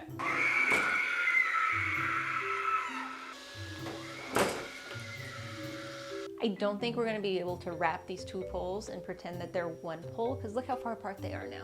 So when it falls, they go closer together. But when they're up, you know, they're further apart. So we're just gonna pretend that this pole doesn't exist. Use your imagination. It's an illusion. What's that thing? I think it's her body. I'm not quite sure yet, and I'm kind of stuck. This is her collar. So this is gonna go like right up here. And I was thinking like I could just make a cardboard template prototype thing, but cardboard is really hard to work with. It doesn't bend. I don't know, it's not bending like I want it to. I was thinking I could make like a nice round back out of this, but I just ripped it instead. So I don't know, I was gonna make like this cool EVA foam shell, but now I'm thinking maybe just some wires to make the shape of her back. The other problem is anything that's attached to the front pole can't rigidly be attached to the back pole because of the way they like slide and get closer and further apart. So it's like I have to make a cage that's either attached to the front or the back, but not both. I don't know why that's hard. Just do it. Just attach it somehow. Yeah, okay. Cool. I can do that. Okay, I found a solution I think is going to be awesome. We took the plastic thing that was on the front and we put it on the back. And it's going to perfectly make the shape of her hunchback. And then we'll continue the rest of the shape with these wires that are flexible up to the front of the neck here. And that way, like, when it bends, the wires will like flex and it's great. Okay, we're gonna cut out the collar out of this 6mm EVA foam, and it was nice that I made this template because I can basically just trace this onto the foam, although I do need to make it a little bit wider. The EVA foam is nice because it's rigid enough to stand up like a collar, but still flexible enough to bend with the animatronic.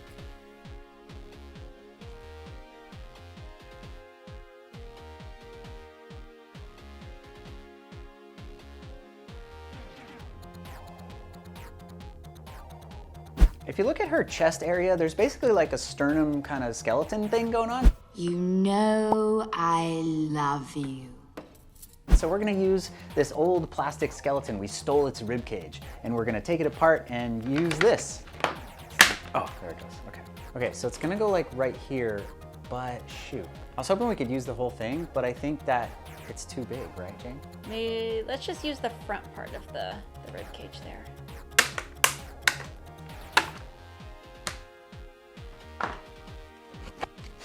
Much better. Something like that, right? Yeah, so I've got the wire cage built. Now the idea is that the fabric should be able to lay on top of it and have a basic shape. Okay, something like that. So that'll get kind of gathered up and, I don't know, attached somewhere down here, but it's a nice round back. Now, this is all temporary. I am gonna test it out first and make sure nothing's colliding and breaking and collapsing when the thing goes forward. Sounded like it crunched. Did something crunch? I don't It looks like it all fits. I don't think anything crunched. I think this came off. Oh, it was the tape ripping So this compresses up here. So I may only connect it like so far and then just so it has some, I don't know, more room to compress. Normally the arms come out way down here, but that kind of makes it so like the arms kind of come out like down at the bottom of the belly, which is a little bit strange. So we're gonna redo it and have the arms come out up at the shoulders like they're supposed to. Oh, look at the fingers. They're like these long wires.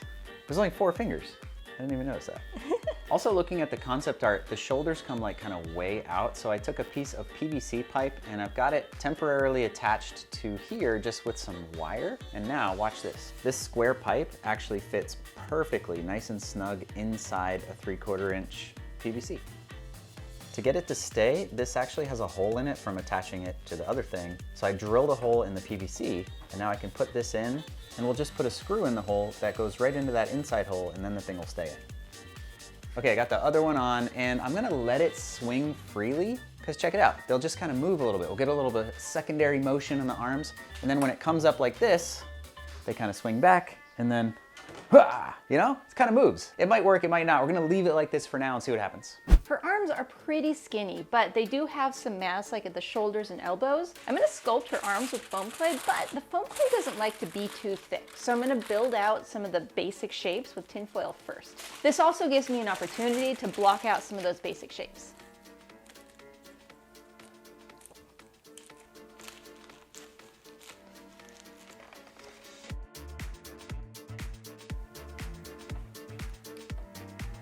Jaimie, your hair looks so good. Thank you. I love the green. It's very Halloween-y.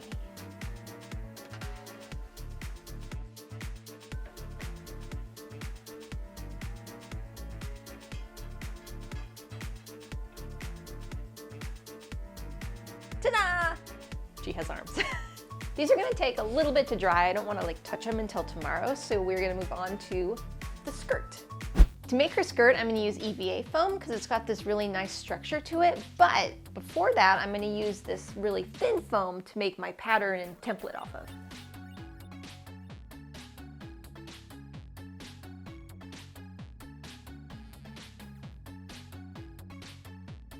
That seemed to work pretty good. I think that's good, yeah. So now I can cut this apart and then transfer it to some EVA foam. You know, I never considered having like an adjustable height desk for a workbench, but look at this, this is awesome.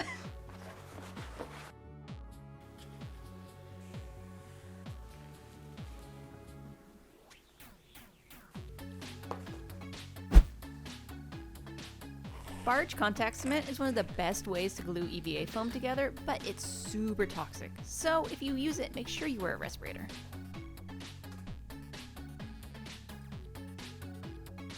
Something is very wrong here. This side seems okay. This side is way up here. I think I connected something wrong. I figured it out. I didn't mark my pieces well enough. This piece is supposed to go right here, but I didn't mark my pieces, so I accidentally glued this up here. And that's why you make registration marks. Luckily, this should be pretty easy to fix. I only have to cut one part. Okay, I glued it back in the right spot this time, and look, it's so much better. So, goes to show, mark your pieces. Don't put the puzzle together wrong. I love this. Look, she's eye level now. It's time to make the other mother's head. The shape of her head is a lot different than what we're working with here. So we can't just do a simple repaint. We're actually gonna have to sculpt on stuff. Like we're gonna have to give her like the button eyes and make a big old mouth and the pointy nose. I'm gonna do that with some epoxy clay. I really am not the best sculptor when it comes to face things, but we're gonna try our best. Jaimie, you always say stuff like that. Have I sculpted a face yet, aside from the tiny Juju Charles? No. Yeah, but this is like the 50th time we've done something that you've never done before. And give yourself some credit here. It's gonna be great, right guys? Okay, yep. Hey, at least, you know, her face is pretty messed up, so, you know, it's all good. I got like an Uncle Fester thing going. Yeah. Gotta wear the wig. Do a little jig.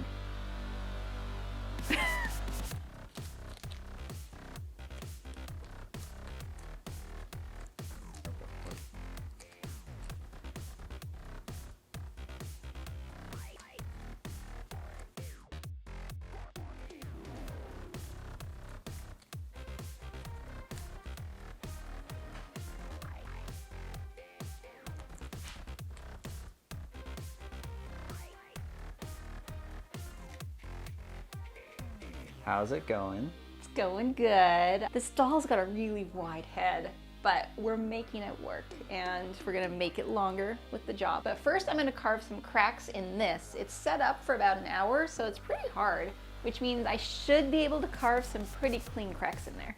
Okay, I started carving the cracks, but I was getting all these little crumbly pieces. And then I remembered that Marcus showed us a trick when we were sculpting Thing, that if you put a little bit of saran wrap over the top and then carve your cracks, then there's no crumblies. Yeah, that works better. Think so? Yes, better. Much better.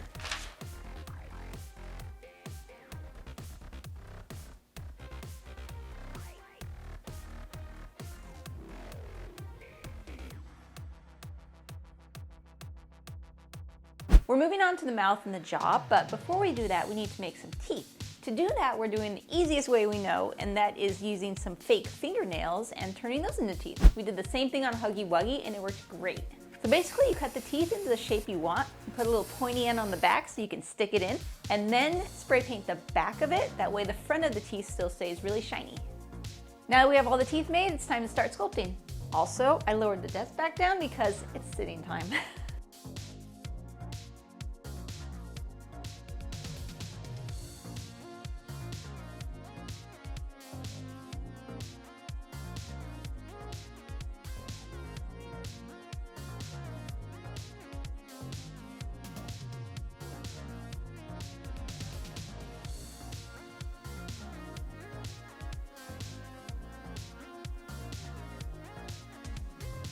Jaimie, that is incredible. She's a little cursed. We can admit it. But I think once we get paint on her and the wig and the whole setup, if you squint hard enough, she'll look okay. High five. I think the last thing we have to work on kind of structurally are her hands, which are super cool. They're kind of skeletal, but they're actually made up of like sewing needles and stuff, so they're gonna be a lot of fun to make. For the top part, they kind of look like almost like a little belt buckle, so we just took some metal wire and basically bent it into a sort of circular shape, and I think these are gonna work really well for up here at the top. And for the fingers, we're using these yarn needles, which are like these oversized but very normal looking needles, so they're perfect. We mixed up some 5-minute epoxy and attached the knuckle things at the top of the wire on each of the fingers.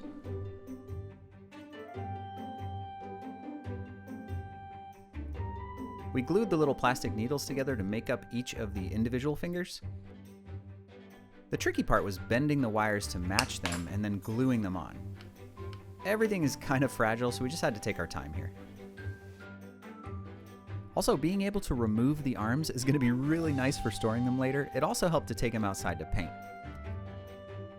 We did the same thing with the head after taping off the eyes and the teeth. And then the back of the collar we painted black. We're waiting on a whole bunch of stuff to dry, but I really want to see what the head looks like on the body. I'm worried that it's going to be way too heavy. Oh, it'll be fine. I mean, it's staying up. Yeah, it didn't collapse. That's a good sign. How's that look? She's totally got an emo cut. Amazing. That's really heavy. I'm pretty sure when that falls down, the head's just gonna rip off. No! Hey, I was gonna make it out of foam, and you're like, no, we should use Darling Dolly's head. Yeah, but then you used 5 pounds of epoxy sculpt because you needed all the details to be I perfect. did not use 5 pounds. It was maybe 4.5. We're attaching some fabric to the front of her collar using spray adhesive. And once it dries, I'll trim off the excess, but I'm leaving some at the bottom to help join it to her back later. There we go. I'm excited to put this on. Yes. That seems good. Yeah. Yeah? Okay. Yeah. All right. It is now permanently bonded. Oh my goodness. We're gonna dye Darling Dolly's skirt, and originally I was gonna spray paint this, but 1, it's raining outside, 2, it's huge, so it'd probably take like 3 cans of spray paint, and I just don't have that, so we're gonna dye it instead. I have half a pack of black and some dark brown, so hopefully that's gonna work.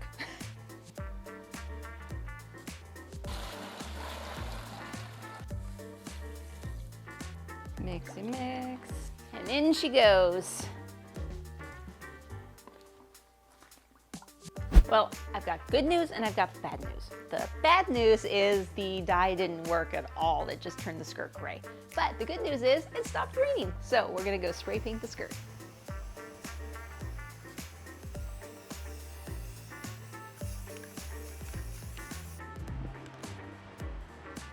The other mother has hints of that gold diamond pattern on her skirt, but it's not like this uniform pattern. So I made a template and we're gonna spray paint the pattern in random places.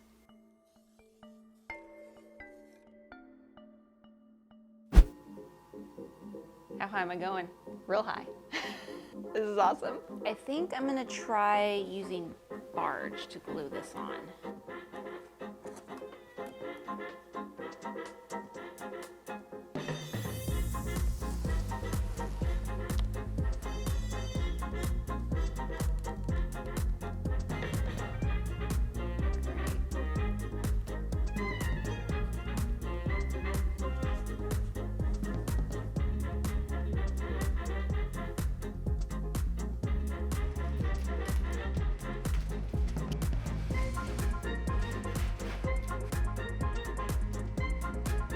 I tried real hard to find fabric with gold diamonds on it. Doesn't exist, at least not at Joann's. So instead we're gonna sponge paint on diamonds. Now we're sponge painting them on because it's gonna let us have more control over it versus this, where it wasn't supposed to look organized. Like on her skirt, it's scattered all over the place. But on the shirt and the top of the skirt, they're much more like in a row. So I've got her arm here, and her arm is like this combination of bone and cracked porcelain, kind of like her face is. And it has cracks in it, but they're only like a certain area, like right here and then right on her shoulder, and they're a lot more fine than the cracks on her face. So instead of carving those in and painting them, we're just gonna use a paint pen. The hands got spray painted silver, but to make them look more real, we gave them a dark wash. After that, it was on to the face. I really didn't like how the face turned out up until this point. I even considered sculpting an entirely new one. But once we started to get the paint on it, especially the lips and the eyebrows, it actually started to look like her, and I felt so much better. I was really nervous about sculpting this, but I'm so glad I went for it. The back of her head comes up to a point, so I made her this beautiful little hat to go under her wig. And now when we put the wig on, it should have that nice point to it.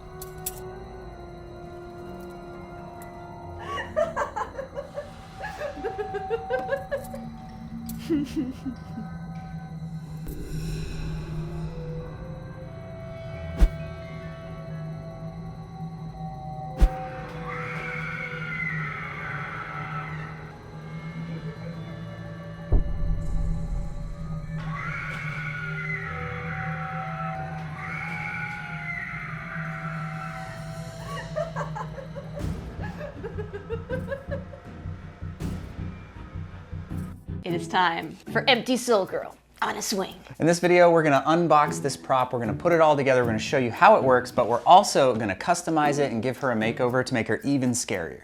That looks awesome though, look. Don't lie, if you saw this at night, you would turn and run the other way. So Empty Soul Girl is actually one of Spirit's older props. She came out in 2017, and what's important to know, and I don't think we realized this when we first got it, is it's actually a static prop. So there's no animatronics or movement at all. If you want her to swing, you also have to pick up this optional swinging mechanism. So we're also gonna put this together and show you how it works, test it out. We've actually never used either of these things, so this will be a new experience for us. You can learn with us and make mistakes with us, as usual. She is a life-size prop. I think it says she's 60 inches tall, and she kind of reminds me of a mix between like the girl from The Grudge and the girl from The Ring. Yeah, it's like that classic, like, creepy girl in a nightgown, you know, hair over the face kind of look, which I think we can really push further, Yes. you know? What do we got in there? We got a head. How's it look? Not bad.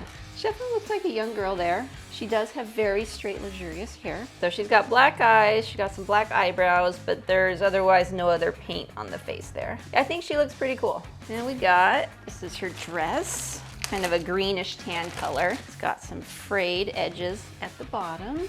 This is all coming out in one piece. Oh no! You got it? Oh no! I got it! Okay. All right, what we got here? Oh, this is her shoulders. So that's cool. You got the plastic over the metal frame there. Oh, this is interesting. So her hands are actually attached to the swing here. I thought you might be able to like move them up and down, but they are definitely attached. There we go. So on our haul video from Spirit, we talked about doing this, and we got a bunch of comments from you guys that were like, hey, there's no instructions for Empty Soul Girl in the box. Is that true? That is true. There are no instructions here. And several people recommended we find some YouTube videos, but we decided we're gonna not do that. So we have no idea how this thing goes together. And there's not that many pieces, so can't be that hard. There's this. I don't know what this is. All right, I'm gonna guess this is a waist. I'm gonna say maybe knee or hips, knees, I don't know. But you know what? There's not that many pieces, but it's gonna be fine. Okay, so the swing has this hole. I'm guessing that, nope.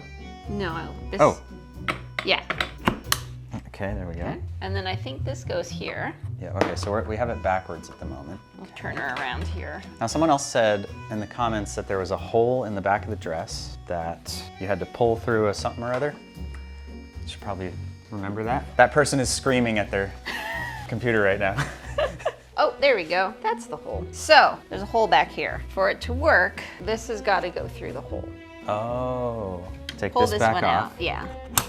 Okay, so we've bunched it up. The hole goes through here. Now you can put that back on. Thank you, YouTube comments. There's no way we would have thought of that ahead of time. Okay, we have 2 loops. There's like 2 little pins here, and I'm assuming. Those go there. Oh, okay. Yeah, It didn't they fit don't. in this one. Yeah, they only fit in one. And this one, which I think is the waist, is gonna go here? Maybe the other way? Oh, okay. So there's 2 pins on the waist and one's thicker than the other to show you which side it goes in. And that goes here. Okay, okay. Awesome. This, we have to take this thing back off. Do you think this goes this way? Yes, Yeah? because it's kind of leaning Okay. forward. Probably this goes back on. Is that an arm? This is an arm. No, this is a leg. Oh, it's a leg. This is a leg. This is a knee right here. You know what we need to do? We need to hang her up. What if we could put hooks in the ceiling?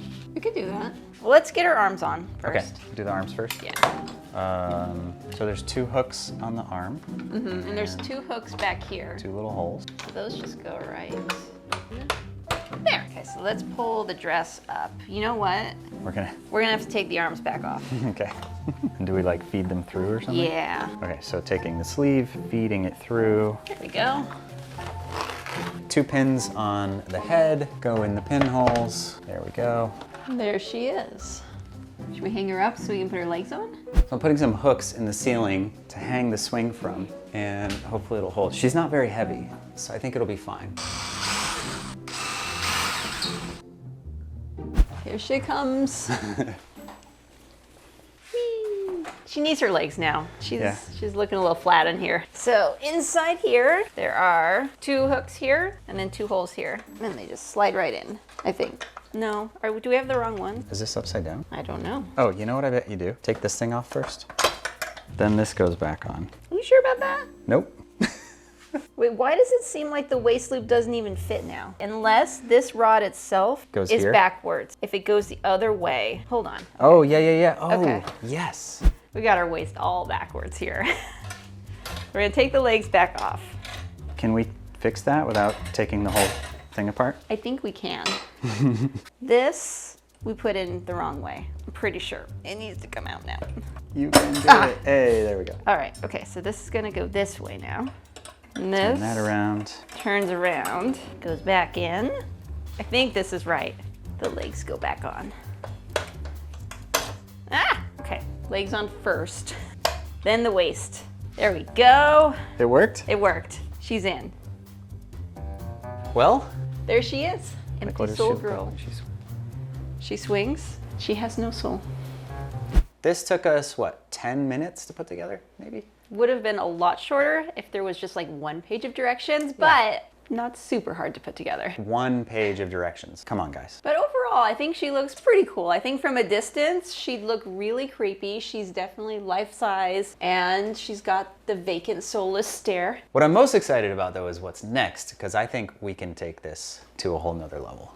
The first thing we're gonna do is try to bend the spine, because I think that's gonna be the hardest part. So we need this bent backwards. So my plan here is to raise up one side like that and just screw it back in. So my plan here is to use some old washers. If you're like me, you probably have a pile of these around the house, and I think they're gonna work just fine. There's probably more sophisticated ways to do this, but whatever. That is DIY. This is the spine. I'm gonna try to put a curve into it. There are sophisticated ways to do this, and I'm not gonna do any of them. I'm just gonna quick and dirty try to give it a bend. Be nice if I was strong enough to just...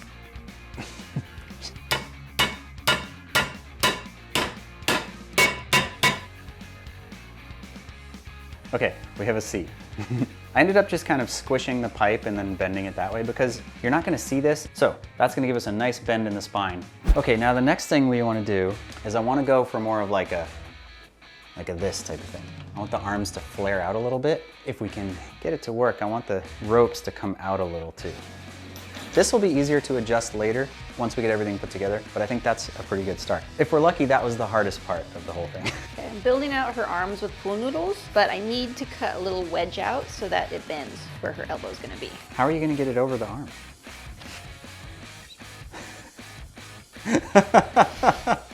Just slice it down the long ways? Guess so, because it's not gonna fit over these two little prongs here. Slide that on there, and I need to trim like right here. She has arms now. We did the same thing to the legs. It did have noodles on it before, but these are just a little bit bigger. Her head connects with these two little prongs, and if we want her to look more kind of down and forward, all we gotta do is bend them. Just be careful that you don't break them off, because it'd be really hard to get them back on. So be gentle. You didn't break it, did you? Did Did you break it? No, everything's fine. You broke it, didn't you? No, no, no, no. Don't worry about it. I don't know how hair works. Okay, how's that look? It looks great. See now. But still, okay. what did you do to the neck? Nothing. It's fine. Look, okay. I'm a kid, right? I'm about this tall. She's looking right at me, and it's perfect. Her head's gonna fall off, isn't it? No, it's fine. You're wearing it. That is so good. Do I look like a old spooky grandma? So we got this at Goodwill, and it was only $4. $4. We checked online to buy one. It was 30 bucks. We got really lucky at Goodwill. Our anatomy is not right.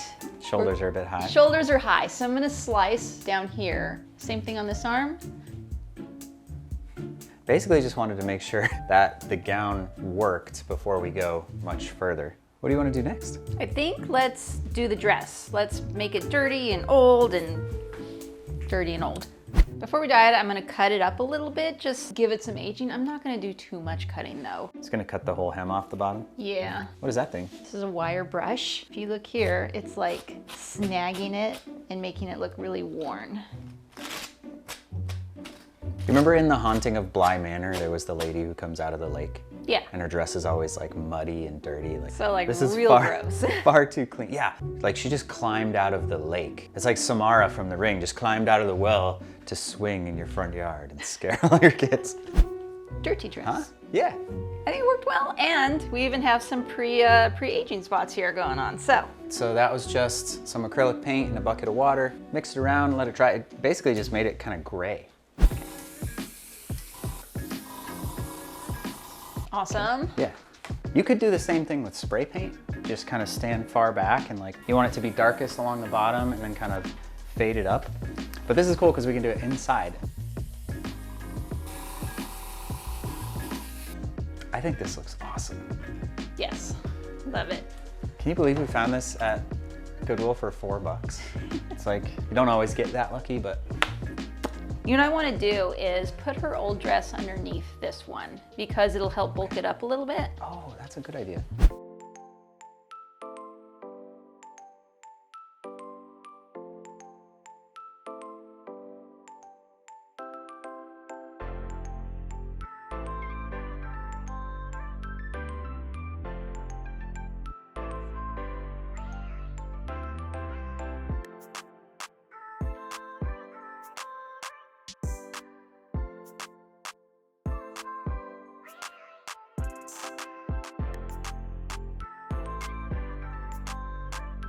What did you do? You and this hair, man. That looks awesome though, look. Doesn't that look cool? Watch. Don't lie, if you saw this at night, you're walking out, you're walking the dog at night, you saw this, you would turn and run the other way. There's one more thing that we almost forgot about. Oh yeah, the swinging The mechanism. swing mechanism. Let's check this out. So not much in the box, pretty simple here. It looks like we've got like a motor, and this has like your plug and switch and all that kind of stuff. And then there's two arms, which I'm assuming hook onto that, and it comes with an IR sensor, which is cool. There's also a plug-in here for a step pad. Oh, a step pad. You know what there isn't though? Directions. Why is it so hard to put directions? There's 3 pieces. Yeah, but you know what? I'm not a smart man, and I want directions. So, okay, well. You got this. I'm gonna assume that these parts go together somehow. These things probably go together somehow. Does this face, okay, those face down. There we go. The swinging mechanism. I guess we need batteries for this. What kind of batteries does it take? AA, 4 of them. So off Where's is what the- I had it on. Okay. So when it's on off, it goes. Yeah, so off means on. Okay, so on the back you have your batteries. You have your plug if you want to plug it into the wall instead. You have a step pad plug-in, and then you have an IR sensor plug, which is the one it comes with. This is your motion sensor. And then you have a switch here, and when you set it to off, that means on. Because reasons. Maybe they ran out of white letters and couldn't put one that says on. Okay, we're outside because there's nowhere in the shop that this swing thing would work, and we're gonna see if we can get it to work here. Can you reach? Yes, just barely. She's like 6 inches off the ground. Okay, well, we'll have to make her up bigger, higher.